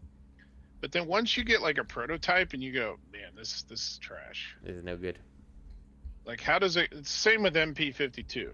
Mm-hmm. The Seeker, the new Seeker mold that Takara did, the Starscream. I guess they called it 2.0. It's really like 3.0, but the angles on that thing are they're garbage. Yeah. I don't understand. One, I don't understand why feet are so hard, but two, how does that get out the door? How do you let that happen? Yeah. Especially Takara. Takara should be the bar. Yep. You would think. So, but yep, best by default. Best by default. So I don't know. I'm not in on this. There's other characters before Misfire I would have rather seen you do, but whatever. Maybe like I said, fingers not on the pulse. Maybe there's a huge outcry for Misfire fans. I don't know. Maybe. I mean, again, I think this is smart from the perspective of, don't dive in on a Devastator right now because everybody's doing one. Dive in on something. They're doing that too. So. Oh, I know. I'm just saying, if you're a third-party company, everybody's doing Devastator. Keith is doing it, man. So. And also, Keith has such a massive backlog of reveals. Yeah. I mean, we still have 2 Omnibots. We still have 5 Constructicons. We still have 3 Protectobots. I mean, he's way behind on so much stuff. So who knows? By the time Misfire actually comes out in 3 years, Fans Toys might have shown theirs at MMC, and it took forever to get a counter punch out. I was beginning to think he wasn't coming. So that's another one. Yeah, that they announced, and it took them years to get out. So they're kind of. He's not even any good. He's garbage. He's best by default. He's best by default. Yeah, there was another company making one that was like way out of scale with MP, and I feel like you could have given Keith his money. So, yeah, I remember that. It was like huge. It was like the size of MP Ultra Magnus. Like, what is this? Yeah, why do we want this? So it never came to fruition, but yeah, you could have given Best by Default a run for their money. So, yep. So speaking of X-Transbots, did you know that they've shown their blades? I do now. Yeah, he's Best by Default too. He is. So at least right now. There's so much of this that I think does not look good. The only thing I think kind of looks good is the V the blades make on his back. But it's like the knee joint. Like, what the fuck is that knee joint? Like, they show him in this picture. Okay, so hold on. Let me close this and reopen the link here. All right, first picture. Okay, just making sure it's the first picture. So they show Blades in helicopter mode with the Photoshop blades are moving, and then he's got this like standing on one leg kind of up in the air. Like, what is with his knee? It like drops out of the fork. Yeah. Like, that looks awful. It looks awful. You know how, like, when people are showing articulation, they're like, you can bend the knee here, and if you want more, you can, breaks the sculpt, but you can get all the way back to here. Yes. This breaks the sculpt, just bending his knee a tiny bit. Exactly. And I agree, and that's it feels like what they've done here is like, you can get a little extra out if you do this. I'm like, but do you want to? Right. And then they double down on it. The very next picture, they're like, and here it is again. And I'm like, it doesn't look good. The knees don't look good. They're very proud of these knees. When you see the knees, you can clearly see that that's just a pin. Right. You can see into the knee. There's no ratcheting or anything like that. Excuse me, Keith. This is not your first bot. Did you realize this is not going to work? Like, it may work for arm mode, which is where it's going to be, but he's probably not, because you're going to put a gun on those knee joints, right? And they're just going to flop. It's not going to be good. Yeah. Okay, so then we see him from above. Weird picture to show. That's fine. I guess they're just trying to show, I don't know. Look, he doesn't have a huge backpack. Who gives a shit, Keith? Because you get to the side view mode, and he looks weird as shit. Like, okay, so side view mode. The big thing I want to point out is, look how sort of short, shallow his feet are. Uh-huh. Like, it feels to me like he's very back heavy with that rotor folded and sticking out of his butt so far. I agree with that. I don't particularly like the back view. I don't think it looks good. I think he looks like he flops forward. I would actually have rather you given him a backpack and made the back look a little more bulked out almost. It doesn't look right. No, I don't like it. Yeah. You know what I also don't like at all? His face. Yeah, his face is not good either. His face looks... He looks... Okay. I don't know. What is he doing? He's standing in line at a restaurant, some fast food place, and he just sees someone kicking around the burgers in the back, and he's like, I don't know if I should eat here. It's kind of what he's doing. But I'm real hungry. Do I? That's kind of gross. Do I eat here? That's kind of what he's saying. Yeah, I don't dig his face sculpt either. All right, let's see the arm mode. Oh, I was surprised. I'm surprised. I'm totally wrong. It's not his knee joints making up the arm. And it looks like it's a whole nother piece of robot fastened to him. That looks like none of him. All right, where's the helicopter? Yeah, that's absolutely, his arms are just totally another piece. He does not make it up, which is fine. I'm fine with that. Why'd you make the knee so shitty? But where's the back half? Where are his legs? That is a good question, because we got the front half of the helicopter and then nothing else. So I think that big elbow joint that we're seeing, I think that's inside his chest. And it's inside the helicopter. And I think it folds out, and his entire legs and lower section are inside of a big forearm that just pretend your shells around. Oh, I think I may agree with you there. If you look at the legs, like, you definitely see similar paneling and stuff going on. Huh. That's still not an excuse to make shitty legs. So. Agreed. But I think that's what's going on there. Listen, man. I've messed with the... What was it? The Streetwise that they put out not that long ago. I mean, it's been ages now. Yeah, because MMC has come along and started making their own defensor in the time period. But anyway, that Streetwise is not good, and this looks just as bad, if I'm honest with you. Yeah, no. Sorry, Keith. Not doing it. Yeah, I hate that Streetwise. I hate it. He's so bad. The X-Transbots Streetwise, I hate it. I hate it so much. I hate that Streetwise. I don't particularly like their groove. My groove has a lot of really crappy. He's got crappy swivels on, like, the foot pedal things, like where you would rest your feet in motorcycle mode. Like, the one's always flopping around. Like, I don't like him. I don't like him as a robot, and I don't like him as a motorcycle. And that's where I tapped out. I'm like, I'm good. I do not need any more of this set. So, yeah, I did the same, actually. I even had the, like, G2. I was like, I'll get the G2. And I got Streetwise and I got Groove. Yeah. And then I opened Groove and Streetwise, and I was like, oh no. Yeah. And then it was after that I got the G2 trailer. Yeah. For their Stunticons, and I was like, oh, this Minosaur skeleton is a piece of shit. Yeah. It's terrible. Yeah. Yeah. You know, the other thing that bugs me about X-Transbots is you start transforming, and, like, what's his face? Punch Counter Punch is like this, Streetwise and Groove are like this.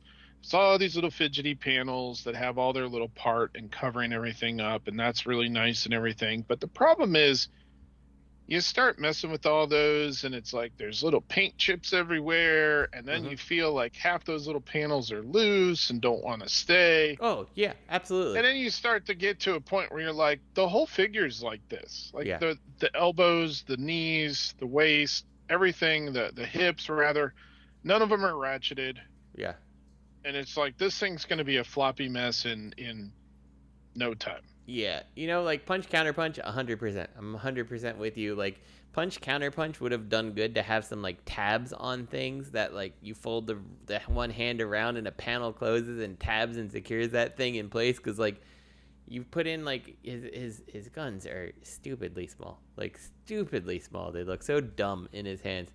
And they still will cause his wrist to flop down because there's nothing holding that pin jointed thing in its position. It literally folds up and they expect it to just like sit at his side. Like nobody thought of that. Like he's so bad for that. Like he's not a fun toy because of that. And then you get like paint chips and things like that. Like and this is X-Transbots been doing this for friggin' years. Like their wind charger and tailgate, like I still have those in there, and I remember doing the review on it. It's like the knee, I think, like blew off because like you put in like this little stupid tiny screw that could not hold the swivel at all. Like Right. You didn't do anything smart on your design, and you've gotten away with it, and best by default because nobody else has made a masterpiece, quote unquote masterpiece scale wind charger and tailgate yet. Like. You win, so yeah. Yeah, exactly. And the thing that kills me is like that punch counterpunch. Don't touch it. Just look at it. You're like, that looks pretty damn good. Yeah, he's fine in both modes. Just don't. I think he looks great in all of his modes. Car mode, both robot modes. Just aesthetically, you look at him and go, he looks great. Mm-hmm. And then you start messing with him and you go, okay. It's definitely an extra. Could have been great. Yeah. Could have been great. Yeah. It would, and that's the thing. Is like all these things. Like Keith, 100% is capable.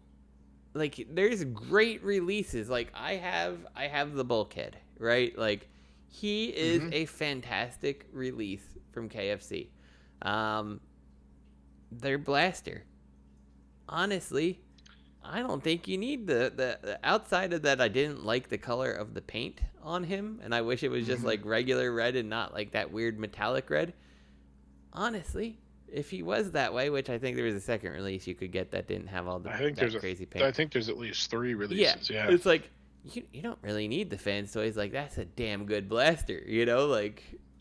Yeah, their Rekar is really nice. Yeah, and it's like for every one good thing they do, it's like 20 pieces of crap, like. Yeah, it's like they're the most consistently inconsistent company out there. Right, and like Keith has his own factory, as I understand it. Like Keith is a factory, and this is why X-Transbots comes out and they can like undercut the competition. It's why Fans Toys is running $200 a piece for a figure, and X-Transbots can do it for $100, right? Like, as I understand it. So it's like, so.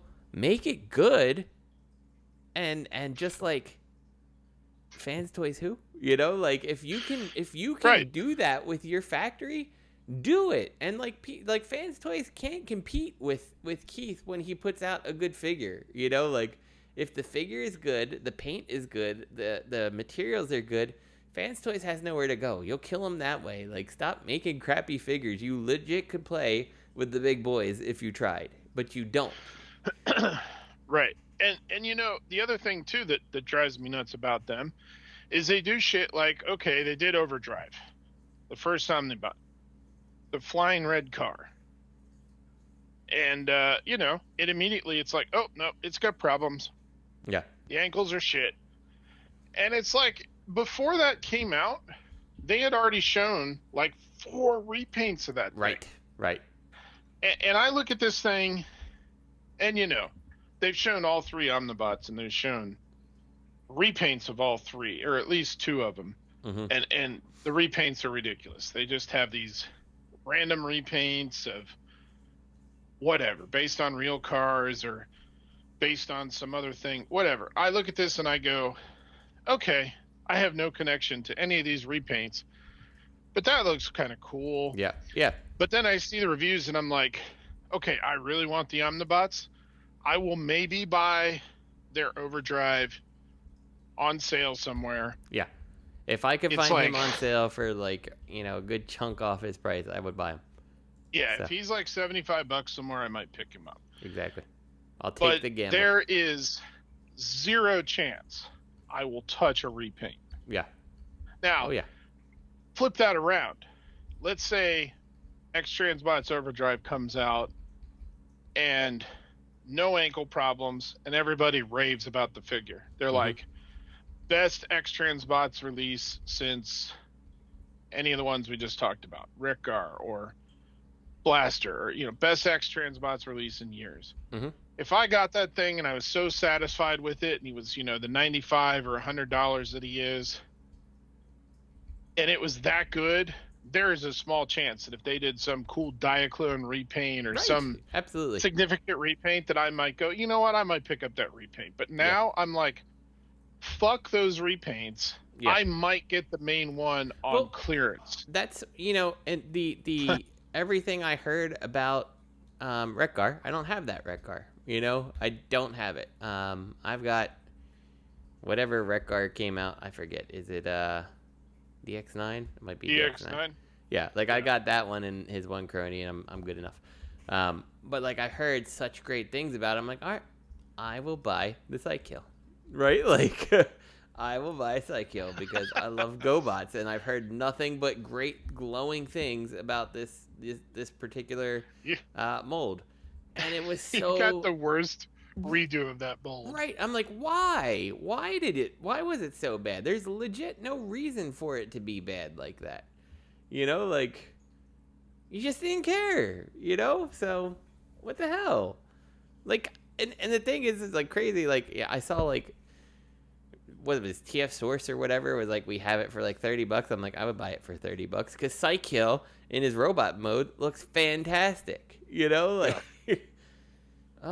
kills me. That one I will say, I think that was poorly done, but it was kind of a shoehorn easy repaint that they did, repaint retool. Yeah. But as far as the actual Wherefore and the majority of the Junkions they did are really good figures. Yeah. Yeah. Now they went through at some point and cheapened things down. Yeah. In a couple spots, but it still works fine. Yeah. And I'm not even begrudging the fact that he had the spiked wheels which he didn't really need to have. He could just had regular wheels and stuff like that. I don't care. That stuff's fine. But he should have been able to transform into his robot mode, and he should have had a head that turned and stuff like that. What they should have done is they should have done that Psykill as a con exclusive. Yeah. And put a lot more love into it. Exactly. So, which it made me when I think I got Bulkhead after it. I'm like, oh, here we go. Bulkhead's gonna be shit because he's not Inferno and he's not Grapple. I'm like, Bulkhead's awesome. They did a great job with him. I've heard that Inferno Grapple mold from them is really good. So there again, now you have a mold that's solid that people praise, and you come out with repaints, and it's like, okay, cool. The repaints are good, and people will buy them. That's why I kind of dig this Bulkhead as a big military transport truck thing. I like that, and sure, I've heard good things about this mold. Let me check it out. So yeah, I can. Does he feel like a sort of retcon to G1 Bulkhead? I would say yeah, and he's got at first I didn't like the head a little because I'm like, it doesn't feel bulkheady enough to me. But then you're like, well, I guess in the context of G1, he's probably fine, Yeah. It's not very animated looking, but he's got the metal bulkhead mouth thing going on. He's fine. He feels the trap jaw mouth. Yeah, he feels like this could be how he might look in G1, so I'm fine with it. So I could picture a Neo G1 where it's you have Hound and Bulkhead is that's the Autobot military presence, Yeah. Mm-hmm. They're kind of buddies. Had they continued doing G1 past 3 seasons? Right. So, yeah, whatever. Yeah. So, it bugs the shit out of me because every time I see an X-Transbots fail, I think, if you had done this right, your repaints would probably sell and everybody would be happy. Yep. But whatever. I'm telling you, Keith single-handedly could crush the third-party market with his own factory and all that stuff if he continued to put things out that were good. So The problem is that you X-Transbots still does what X-Transbots does, and you don't know if any release is going to be good X-Transbots or crap Transbots. So X-Crapbots, yeah. X-Crapbots. Not even X-Crapbots, they're current crapbots. So all right, Robot Toys expands Beast Wars Legends. We got roll. We've been on 2 hours here. Let's roll. Robot Toys expands their Beast Wars Legends class offerings with a Cheetor and Scorponok. Let's see. So these are the ones that did those Legends that were kind of stylized that Robert loves. Okay. The Optimus and Megatron. So these look good. These look good. They don't look stylized though. Maybe well, Cheetor's got like you've got like a Cheetor head, and then you've got like a kind of more sleek Cheetor head, I guess. Yeah, it's hard to tell. I mean, this looks like there's a lot of maybe detailing they could still put in. We could use a little more close up of this, and definitely it could be that like this is like non-detailed yet. But if this comes out exactly like this and you throw spots on it, I don't think it matches what you did and the previous aesthetic. So I don't know. It's fine. It looks good. It looks good. In like it just makes me like, well, could you re-release the other guys that look just like this? You know, instead of stylized. Because I don't think it looks bad. I'm actually surprised we don't see more Legend scale Beast Wars. We see it every once in a while pop up, and I know like Toy World did a couple. The interesting thing about Legend scale Beast Wars is that they're MP scale. Yeah, that's why you'd think it'd be an easy sell. Right? But, like yeah, that's how I see it. Why we don't do that, I don't know. So we'll look forward to a review from Robert on these because he'll probably get them. Oh, absolutely, he'll have them. So, all right. What we got next? IronTrans is finally releasing their victory, Leo. Okay. Yeah, I think this is. I don't know who IronTrans is. I don't know if they're tied to another company or not, but it's like this is only their second figure. I guess their Star Saber is pretty well received, and I think they did a. Yeah, I'm trying to think of their Star Saber. One. I feel like I recall their Star Saber. I believe it's IDW themed, so it's a little stylized compared to G1, but it's IDW stylized, I believe. It looks good. This whole thing looks good. I think. Yeah, this looks good. Given what it's supposed to be, game on. You did a good job. So, I have no complaints with this. I would consider upgrading. I don't know if I like Star Saber enough to necessarily upgrade my MP and my KFC Best by default. Victory Leo. See, that's another good figure, though. I guess he won't be Best by default anymore. So. Yeah, KFC Simba is a fantastic figure. He's a good figure because he matches the feel and quality and aesthetic of the MP. Like he blends seamlessly with that MP. So, it's when Keith gave a crap. So, it's one of the times. So, all right. This looks good. I agree. I look forward to seeing some reviews on it. I may be wrong, but I like that they've done kind of a little bit more for the combined mode, where like it's not just like Star Saber wearing some extra boots and some wings. Like I like that the like chest detail like changes that and looks like there's a possible like alternate head going on. I dig that. If you click, there's a picture where they've got the extra bits on, and then a picture without. Yeah, it's nice. I didn't notice that before. You're right. They add like some bulk to the thighs or the upper legs. Not really thighs, but so you got classic mode. You got classic mode, or you got kind of more upgraded, integrated, and I like that upgraded, integrated. Like it looks more interesting. So I like that a lot. Actually, that's really well done. It makes like the pieces that come up onto the legs make it look like the boot integrates more, and then the chest piece and shoulder piece like feels like it filled out the line. Like I don't even care about putting on the extra head, which I think is still a cool touch. Like even just leaving the original head there is probably fine, but like the fact that all those extra pieces kind of change the aesthetic a little bit more, like I really think that looks pretty good. So yeah, I like this. I think it looks very nice. Good job, IronTrans. Just don't mess it up with material qualities. I unfortunately don't know anything about them, really. I do feel like I remember a Star Saber review, and I do think I remember trying to consider picking one up, and then I was like, no, I just don't really like Star Saber enough to really care. But who knows? Maybe re-release it. I think this has been out. I think Star Saber's been out for a minute, so maybe he needs a re-release. So the other interesting thing here is if you look at the list of what it comes with, look at number 8. It says MP24 connectors. So does that mean it actually connects with the real deal Star Saber? Where do you see that? I don't. Like, just click on the link again. All right, let me click on the link again. Oh, Keith, go away. Keith's knocking on his door right now. Yeah. Because he's like, I tracked you down. All those comments. We need to talk. Yeah. Oh, yeah, okay. So just when you look at the thing, MP24 connectors. So let's see. Hold on a second. That's a smart move, though. Oh, okay. So click on the main picture, the first picture. And then click to the left one. Okay. That's MP24. And if you click left a second time, that's theirs. IronTrans. So this does connect to MP24. That's a damn smart move. That's a really smart move.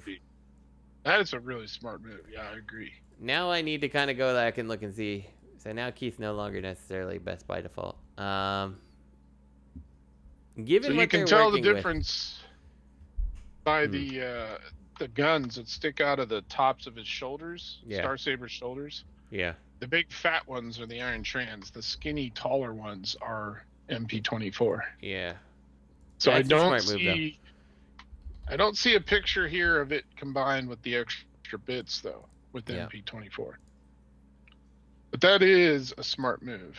That's super smart. All right, hold on.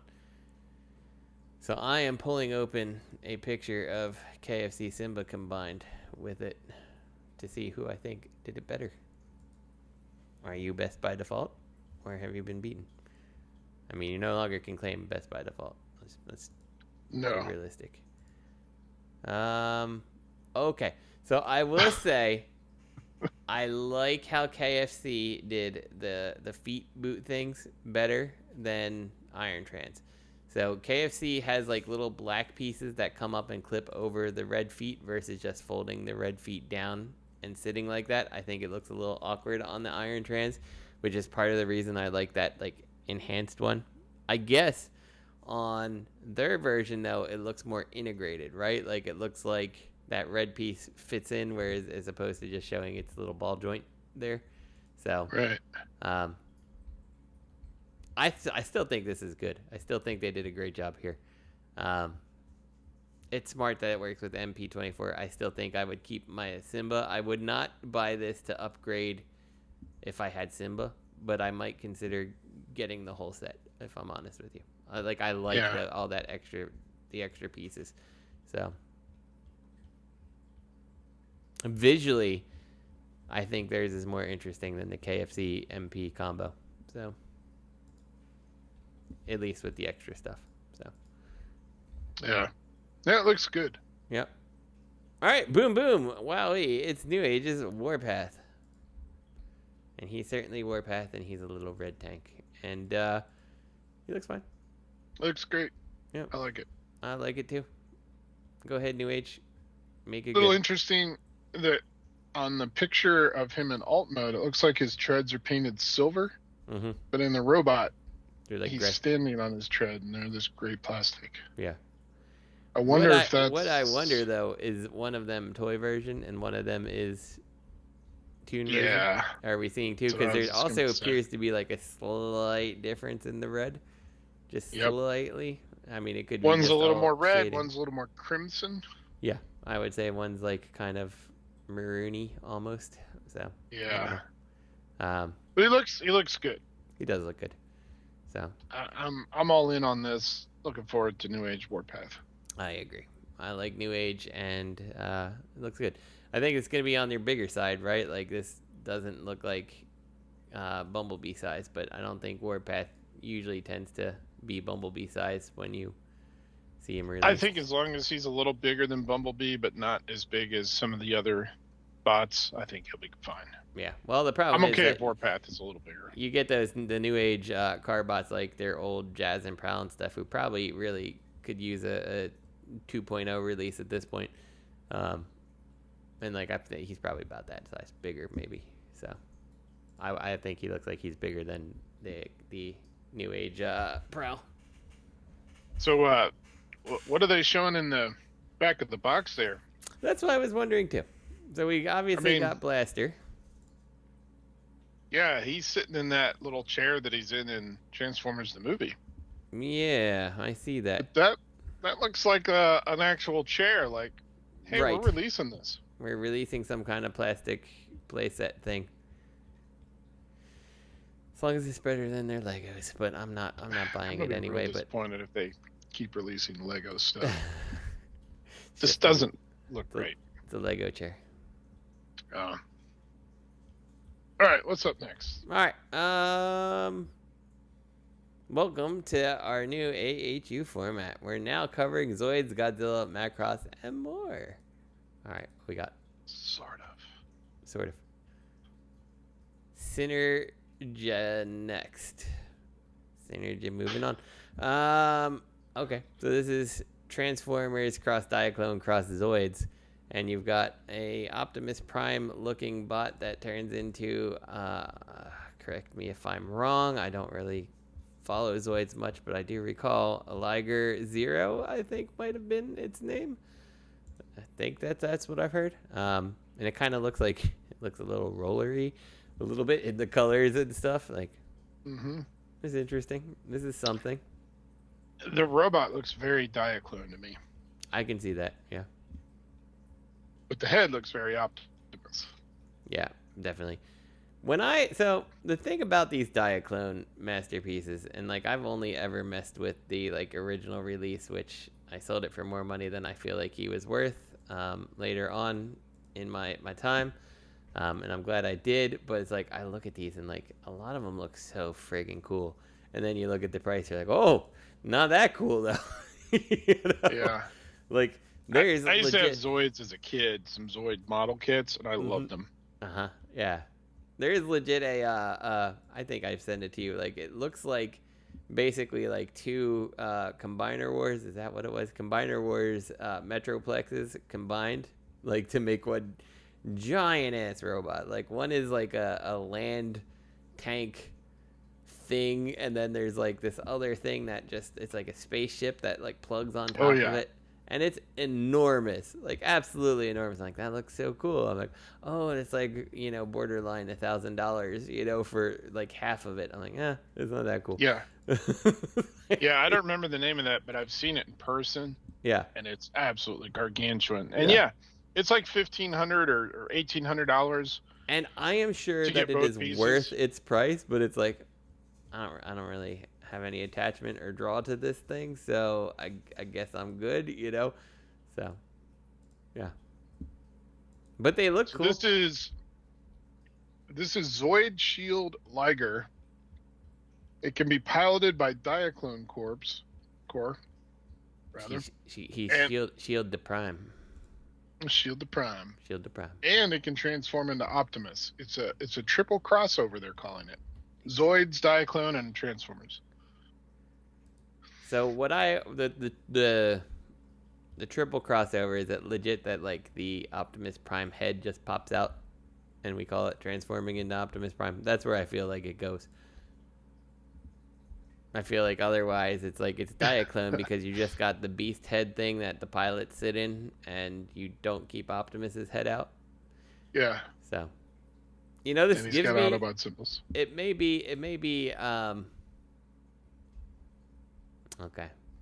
This is gonna come out in white too, and it's gonna be a Lio convoy. Yep.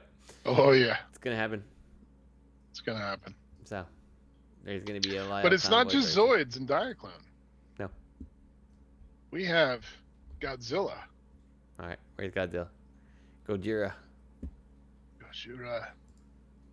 Where's this? Okay, so we got like a Mega Godzilla. That's right. I did hear about this. Because when you think Mechagodzilla, what do you think of?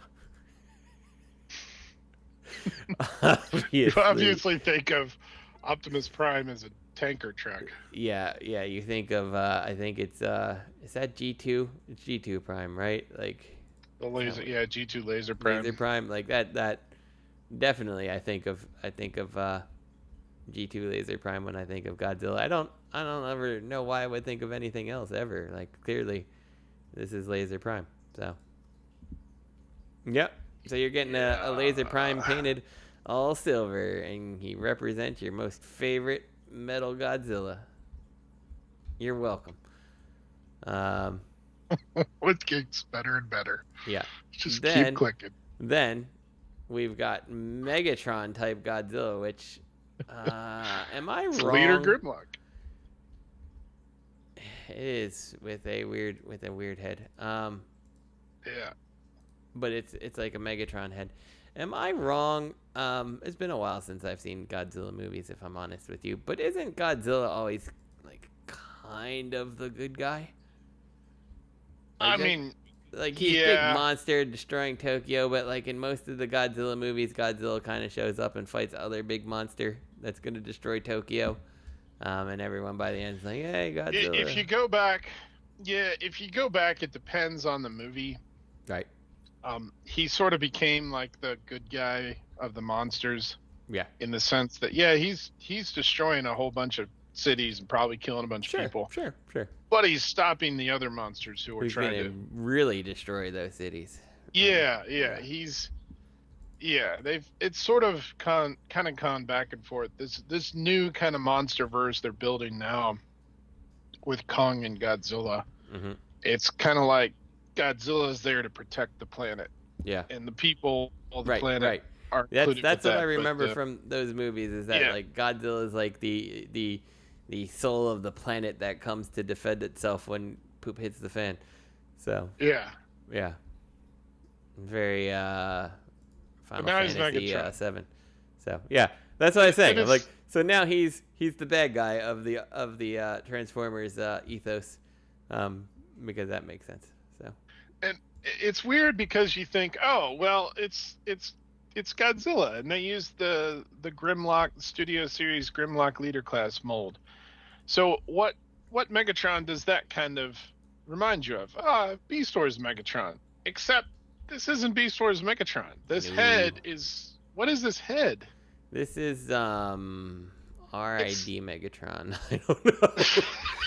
It's as close. It's as close to Megatron as like the RID not Metroplex. Oh my God, it is like RID Metroplex now that I think, or not RID Metroplex. Cybertron Metroplex.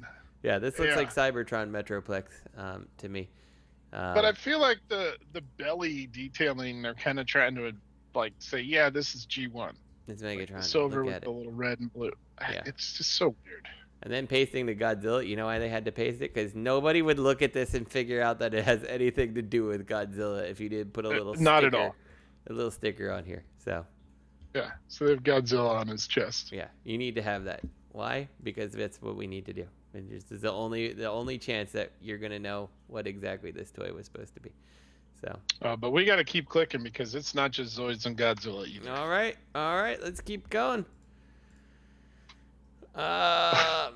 Wait, Macross? Macross 7 apparently. Well, that's not coming out to the U.S. No way that we're getting a Valkyrie that looks like Jetfire without look at the Gold silhouette. pissing The all silhouette over. is yeah. I don't know what the silhouette. I have a feeling that's why they're not doing the old original Macross saga. They're gonna do like Macross 7 or Delta or 0 or something. Yeah, something that Harmony Gold can't piss on. But all we get is a silhouette, and you can't tell a whole lot about it. Yeah, it's something. It still looks like it could be. It's some kind of jet, right? Because you got wings. You got going the on there. cockpit or the nose cone sticking down like a turd in the back. Yeah, it looks some like wings. Then we go on to Monster Hunter because Transformers cross Monster Hunter. And what's with the Transformers logo in this one? That it's like pieces of the Transformers logo. sort of supposed to be a 4 and a 0. I think it's supposed to be 40th. I guess they tried to transform the Decepticons into that a 4. That is so stupid. That is the stupidest thing I've ever seen. And now that you tell me it's a 40, I see it. But without you telling me it's a 40, it looks like I gave the Transformers logo to my kids on a piece of paper and they just sliced it up and they're like, perfect. We'll use it. You know, that's so stupid. That is so stupid. Why it's crossing Monster Hunter, I don't know. Guarantee you're going to see the Monster Hunter logo slapped on something's chest because that's what we're going to do. It's going to be they're going to release the Transformers Prime Beast Hunters molds. There you go. You're welcome. Yeah. So now we have Zoids cross Amazing Spider-Man because that's the crossover you've always wanted. These are so good. And it's spiders that I don't know if they actually transform into anything else or they're just kind of robotic spiders with a articulated mini Spider-Man sitting on it. You're welcome. I think it's just that. I think it's just a spider that it might even be motorized like some of the old Zoids were. Yeah, that's what I think. And Spider-Man rides this giant spider like a motorcycle. Yeah. And of course, we're getting a black suit Spider-Man repaint. Of course you do. I mean, you don't do anything Spider-Man without a black suit. So then we're going to keep this train rolling because we got Zoids cross Monster Hunter. Can't wait to see the Zoids Raytheon come out. That's great. Zoids cross Pat Labor, which I've only kind of heard of. That's coming out. And that's that. Thank God. You're welcome.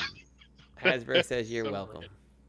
I feel like now that Hasbro and Takara have decided, or Hasbro really has decided to share Transformers and let other companies do transforming figures. Now they're just like, all right, who wants to cross over with us? Yeah. Tupperware, you guys want to do a Tupperware crossover? Let's do it. Yeah. Like they're just like, let's get all the money we can. We don't care. Pampers, you guys want to do a diaper crossover? Yeah. Transform your day to shit? Let's go. Let's do it. All right. 6 if you look at that in total. Second link, real quick, I did throw it in. It's got some actual pictures of. Okay, let's see. All right, so you got of the just the Godzilla ones. You've got Grimlock with the cross carved into his forehead, a la God damn it, Manson. What the fuck's his first name? Charles? God damn it. Charles Manson, yeah, all of Charles Manson. He looks like he's got the cross carved into his head. You've got because Mecha Godzilla is silver. He definitely's got to be a blue tanker truck with. I don't get this Optimus Prime Mecha Godzilla theme. It's so terrible. It is bizarre. It is totally bizarre, and it makes no sense. If you were gonna do Leader Grimlock as something for for Godzilla, if you were gonna do a Mecha Godzilla, you should have taken that Leader Grimlock and retooled some stuff, and then made it look like a robot dinosaur with like panels, but like rivets and stuff painted in or tampoed in. You know? Yeah. Some kind of retool and repaint to make him look different. I agree. But this tanker truck is just... it just doesn't make any goddamn sense. It really doesn't. I don't understand. Anyway, some extra pictures there. We're not supposed to understand. So, 6 Huyetos in total. So Burger King has 6, arguably probably more solid than Hasbro release. So bad. Yeah. I saw the Elita one that's there. You see standing. Mm-hmm. I saw a little quick summary of it. Basically, the only thing it does is it has a little gear on the back. And when you like a wheel, when you move the wheel, the arms just go up at the same time, like she's saying "goal." Very good. Touchdown. And the backs of the arms are hollow, so that when you do that, you just see these big hollow arms. And the back of the legs are completely hollow. These are just the worst. Yeah. Happy Meal toys. Well, can I tell you something? Absolutely. This is a situation where Hasbro's like, well, shit, we can do this. These are the masterpieces of the Transformer 1. Right. Hasbro's like, we could do this and we could charge $15 for it. So I guarantee you that's what Hasbro is going to do. This is going to happen. So they should not have done Burger King. They should have partnered up with Waffle House. Yeah. I mean, that's the only one that makes sense. It makes me so sad to see the Transformers toys like this. Yeah, Transformers cross Waffle House. You're not wrong. But it makes me so sad to see the toys like this, because like legitimately I look at this and I'm like, like I go back to it, like, even though they're not fantastic or anything like that, but those little like food changeable bots, I'm like, they were just so much fun and actually transformed and were just little hunks of plastic that did virtually nothing, you know? Yeah. So better days when we were kids. I'm sorry, kids now. Toys will be gone in the next 10 to 15 years for anyone but adult collectors. Probably. All right, what do we got next? Maximize your audio with the Beast Wars soundtrack, now available to stream. So this is Beast Wars soundtrack, and you can get it on all kinds of things. But let's see, check you on Amazon real quick. Let's see. No, I don't want any cash back right now because I'm not actually going to buy anything. All right, doesn't load. So Amazon won't even tell me how much I could just buy it for. They're like, pay for our subscription service. No, I don't think I will. I have Spotify. I see it on Spotify. Yeah. So there's a couple different places you can stream this if you want to stream it. Let's see.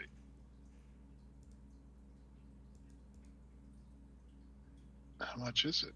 I just need the thing where it just says Beast Wars. Yeah. All right. I can preview the soundtrack on Apple. It's like It's like I need like all these things. Also available in iTunes Store. Okay, let me click it. Open iTunes. iTunes, you suck. iTunes, you used to be the de facto media player storage solution for me, but now you crash constantly. But I can't uninstall you because you have my whole library there, and I need to figure out a way to get you to something more modern. iTunes doesn't work for me right now, so I'm not going to check it out.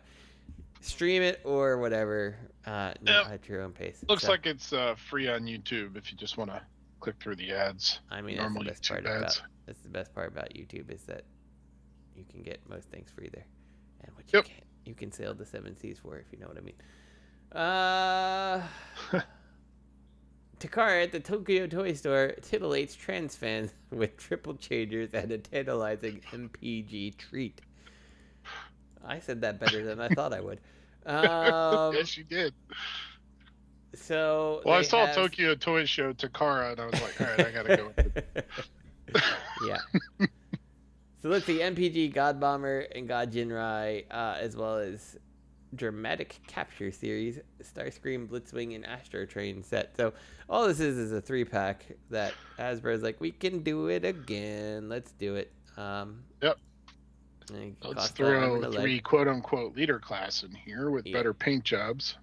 So, okay, God Bomber and God Jinrai. Let's take a look. They look solid. I'd like to see them next to other MPs. That's my big problem.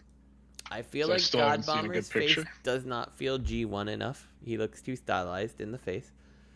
I don't have a problem with Optimus. I think he looks fine. I don't know if I like the wheels on there, but that's kind of nitpicky. I like the little painted minifigures of the Headmaster Juniors and yeah, those are nice. I think that's a nice little collection to throw in there. Yeah, I just want to see this next to another MP. You could have me interested, and then you show me Transformers Prime stuff, and I'm like, what's next?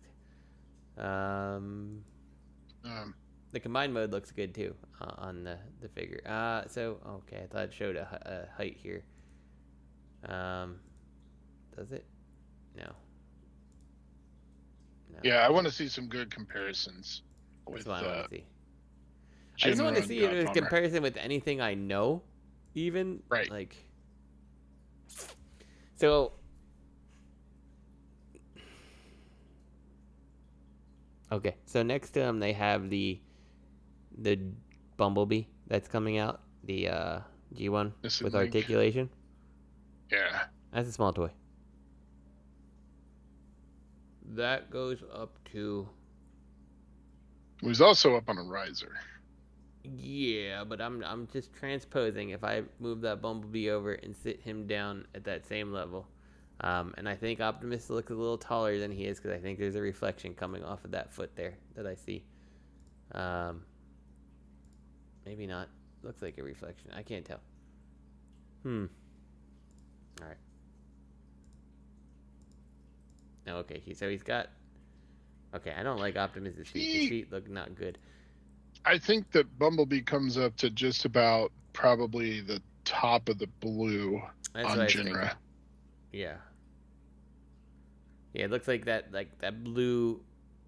It's not the knee, but it's like the top where the wheels are. It looks like it might come to around there. All right, we'll have to look. So G1 Bumblebee, just a quick Google search, says that he stands about 4 inches tall. Oh, 4 inches. Okay, so an MP10 is 10 inches, right? So he's about 16 inches tall. Power Master Prime there. Okay, so is that right? Let's say about 4 Bumblebees. He's a little bit taller than MP10. That's not hateful. Maybe he's not quite. Maybe not quite. Maybe he's like 3.5 Bumblebees. Yeah. So he's maybe 15, 14 inches tall. Yeah, but it'll be taller than MP10. See, I think that Jinra by himself should be MP10 size. Yes. Okay. So now you put me in another thing that I think about it. This is Optimus with his trailer is being only slightly taller than MP10. The Optimus in the chest is going to be tiny. He's going to be real tiny. Like, he's not going to stand up next to... If I'm honest with you, he may be even about the size or smaller than the Studio Series Optimus Prime down there. I would not doubt that. And I would say that Studio Series Prime is probably sitting maybe Voyager size MP. Maybe not. Yeah, that's the big thing that I'm a little worried about with this MPG09. Yeah. No, he's too small. He's too small now I think about it. He's going to be too small. I went down a rabbit hole on this with a friend of mine because he thinks that Jinra should be shorter. And we started looking at scale charts, and it's kind of one of these things where, I don't know, the scale charts start to break apart when you go from show to show. But if you really look at some of the source material and the notes and stuff that we have out there, Jinra should actually be taller. Yeah. Just Jinra. Not with the trailer.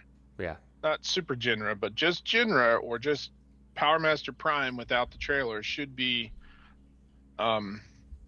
if you look at some of the charts that actually have sizes like meters called out, he should be taller.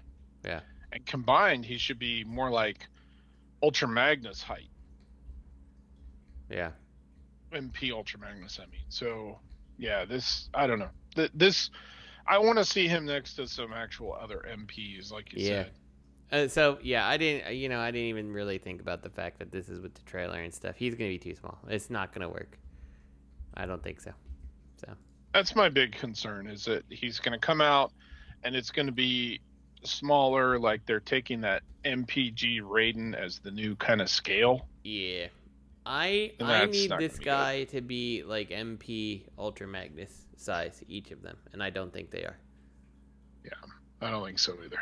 Yeah, I think maybe, but yeah. The fact that God Bomber is a little shorter, actually, I thought they should have been about the same height. Yeah, but maybe not. I don't know. I don't know if I'm a big fan of how this guy's constructed. Like the big neck flap thing, like I get why it's there, but I feel like it could have been integrated somehow better. I don't know. It doesn't look quite right to me, but I don't know. We'll see. I'm probably not. This is one of those things I would be watching a review before I'm like, oh yeah, that's cool. I'm getting that. So. Yeah. Yeah, I am not sold on MPG yet at all. No, not at all. Yeah. So, all right. We gotta get going. Come on. What do we got next? We have Optimus Prime and a Crayola 64 big box, and Ray Charles walk into the bar, and the car attender says, "Why?" That's what they say. Bump of chicken bass. Or bump base. I don't know. Chicken. Yeah, I don't know. It's bump probably base. It's got to be base. But it could be Bump bass. of Chicken Bass is a Japanese rock band. Okay. Well, it looks like he's got like a cassette tape in his chest, honestly, when it's open. And it's just like, what color you want it to be? They're like, green, no red, no orange, no blue. And they're like, okay, game on. So he's got a yellow head, an orange one arm, a blue other arm, dark blue thighs, green Megatron pants, and yellow head. And it makes for an atrocious looking truck. It makes for an atrocious looking robot. And I don't know why anyone would want this, honestly. So this looks like when you go to a restaurant and they're like, all right, what food do you want? Now flip your placemat over and here are 3 crayons. Yeah.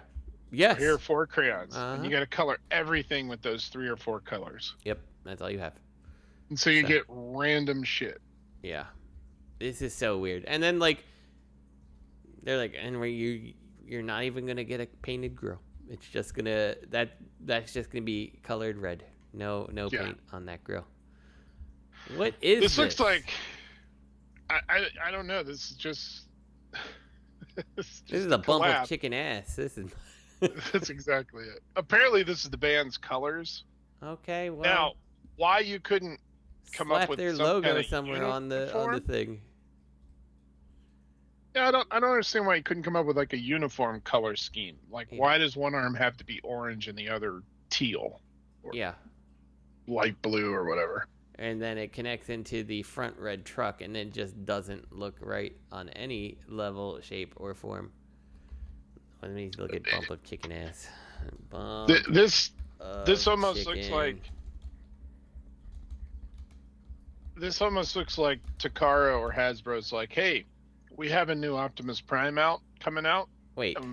We couldn't paint it in time, so here's a prototype with whatever plastic we had lying around. They're just called bump of chicken. There's not even bass. It's not even associated. Like, what the...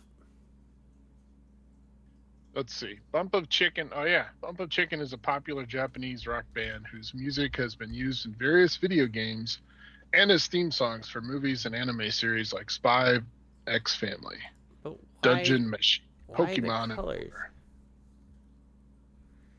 Colors were chosen by band bassist Yoshifumi, who is colorblind and doesn't know anything. Yeah.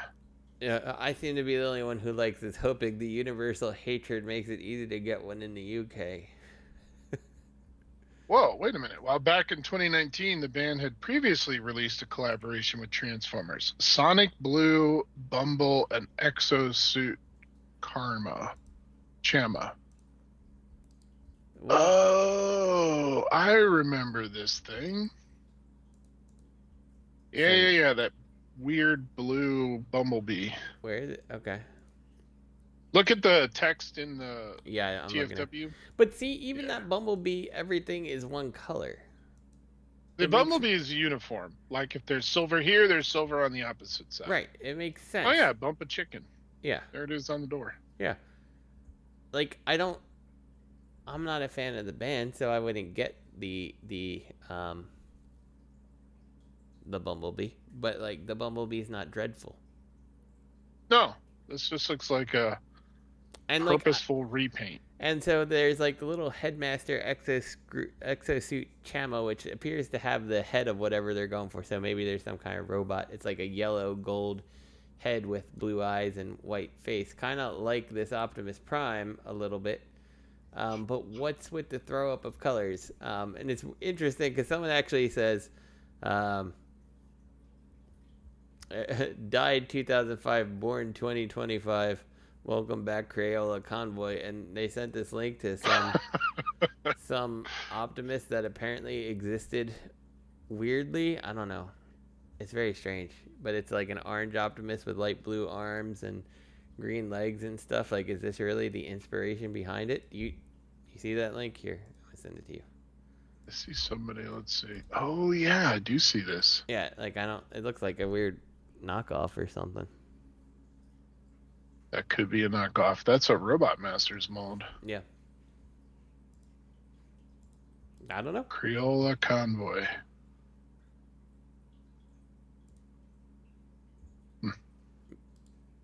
Yeah. Okay. Well, this is something. Crayola is great.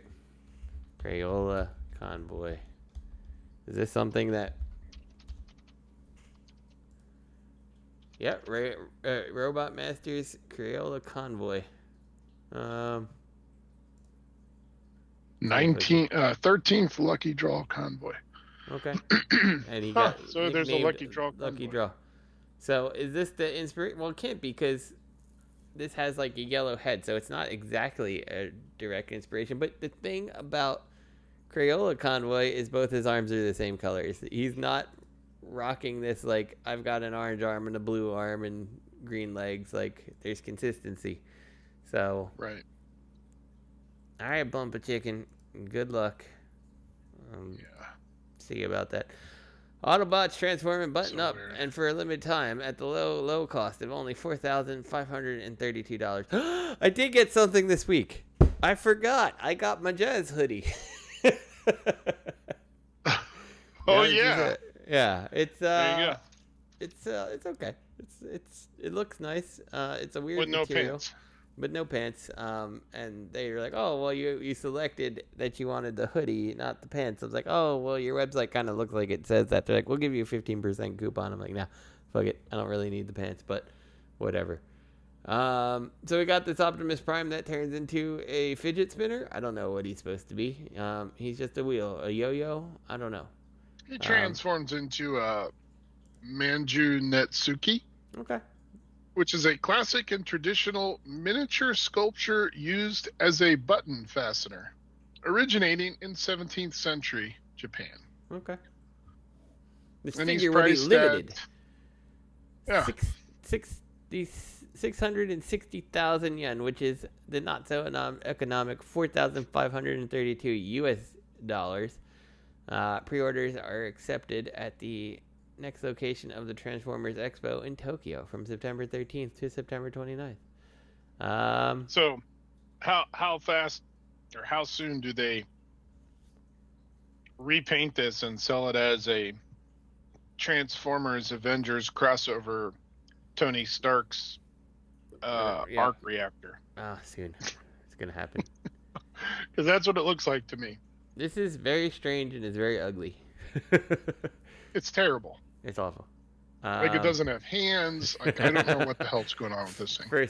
First comment, and I thought the $80 die-cast Hot Wheels Optimus Prime was an easy pass price.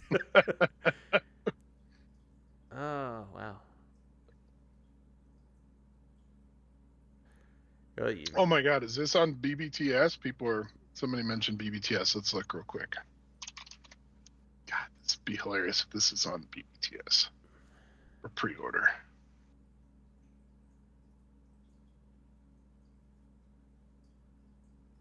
It's not meant to be a toy. It's a Transformers themed art item they are offering at an exhibit. Well, it's not, because they've made 6,000 of them, or whatever it is. Yeah. When you have numbers that are double a BotCon exclusive. Yeah, if it'll be limited, made to order. Okay, well, how many is limited? I thought, did we get how many of them they're making? Maybe 6,000 is coming from something else.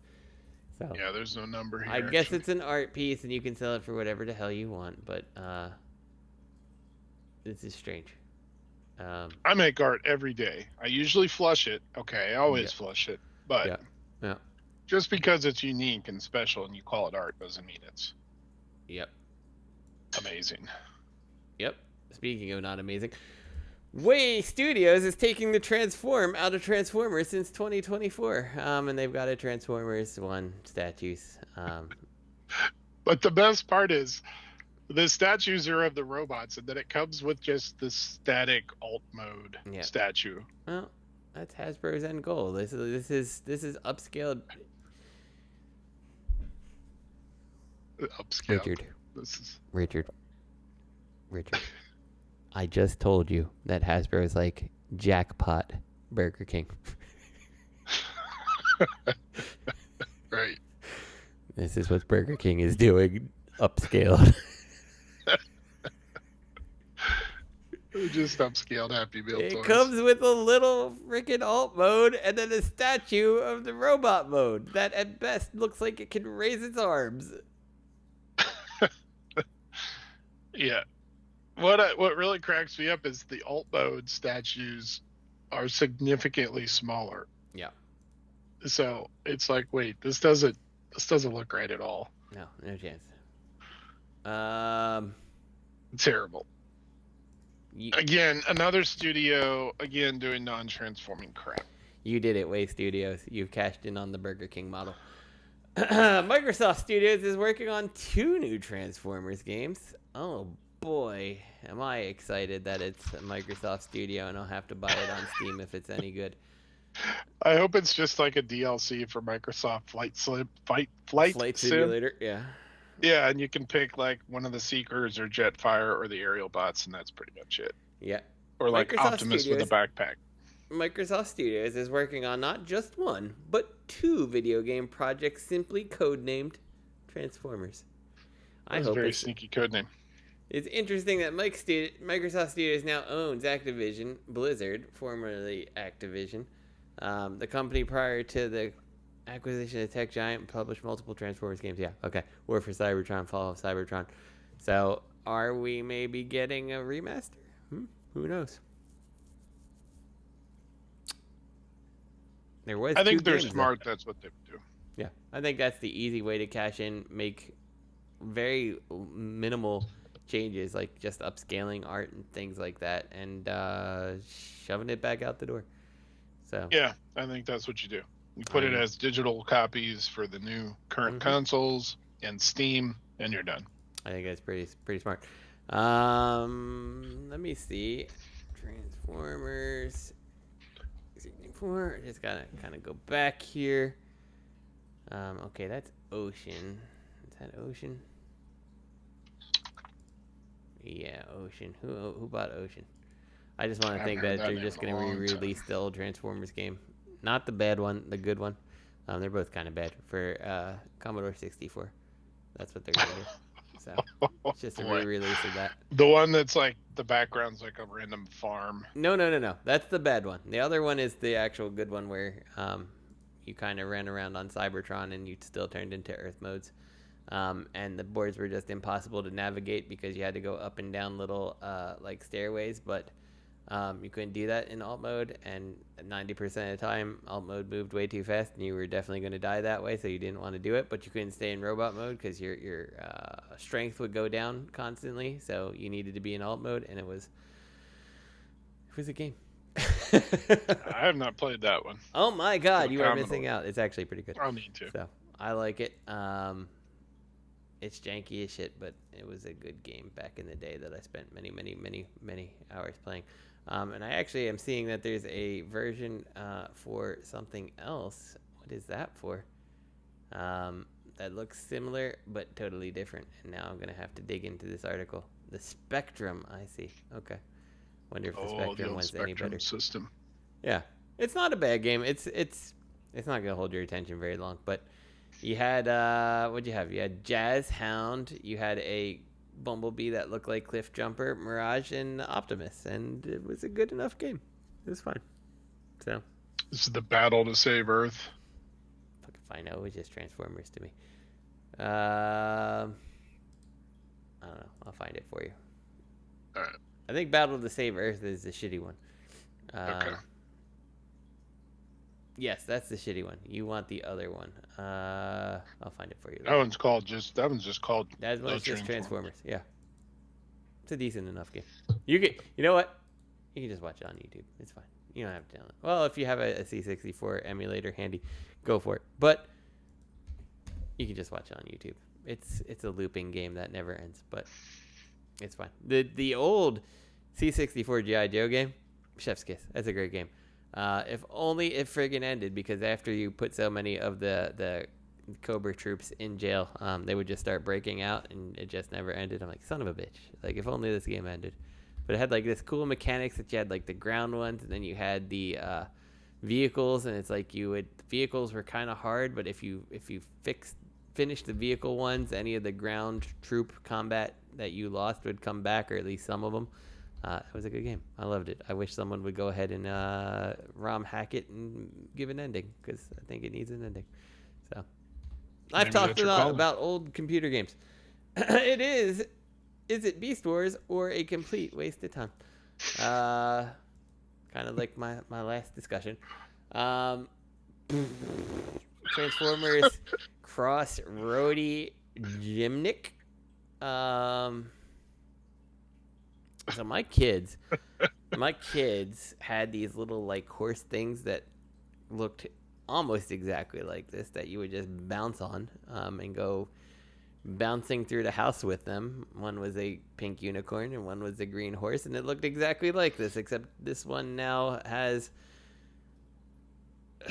the front end of Optimus Prime tattooed on its chest, and then the side view of Optimus Prime tattooed on its left side, and presumably its right side, and then the other one has like Megatron abs tattooed on it and a fusion cannon, and then the other one's just like, what says Bumblebee?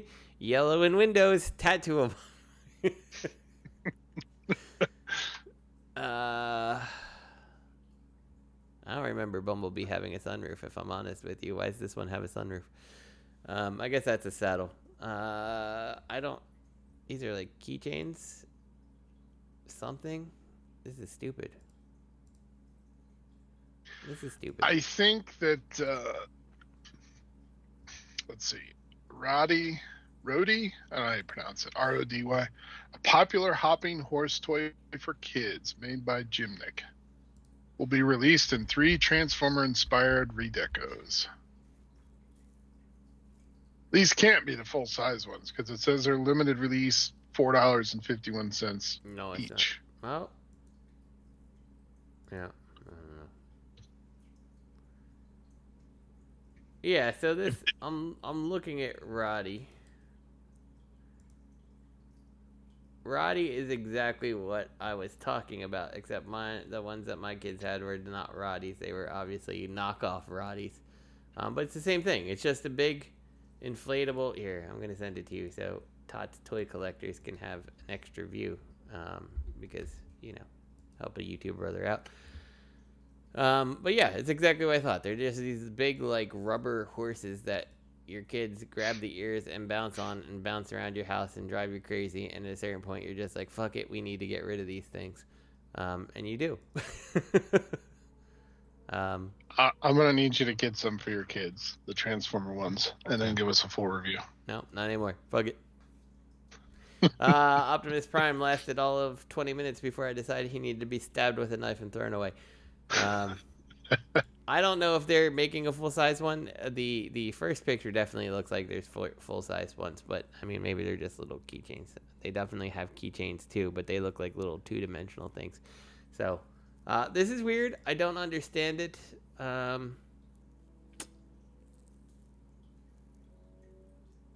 just feel like Hasbro, Takara, you are just cheapening your brand. Everyone thought Hot Rod killed off Transformers, but clearly it's Roddy the horse toy. So Hot Roddy the horse toy. Yeah, Hot Roddy the horse toy. So, all right. Well, we've heard us talk for just about 3 hours now. Well, this is 2 hours and 38 minutes. It's 3 hours we've been talking, but 2:38 it's been recording. So, I think we should go. We've been here for a while. Been here for a minute, if you will. It has been a long show. Yeah. So, I had fun. Did you have fun, listeners? Did you have fun? That's what. Tell us if you had fun. We will get to questions. Yeah, someday Robert will be back once he's done putting the lotion on the skin, or else it gets those again. Yeah, that's all I've got. That's all I got. That's all I got. So, with that, if you followed us from the Shirecast Uncut days, of course, we are eternally grateful. Thank you, Dust, for the beats, even though I had to kind of modify them a bunch of times to actually get friggin' YouTube to stop telling me that it was already copyrighted. It's insane the amount of work that needed to be done to change the theme to something that YouTube would allow. And it's like, even then, it's like 30 seconds. I'm like, this is no longer the theme. This is clearly remixed from said theme. Nope. YouTube's like, nope, copyright claim. So, whatever. That's annoying. Vince, you asshole, claiming absolutely everything is your own. The whole podcast. Go fucking Vince McMahon? Yes. Definitely Vince McMahon. So, with that, we're out. Thank you, everyone. And see you in 2 weeks. Good night. Bye-bye.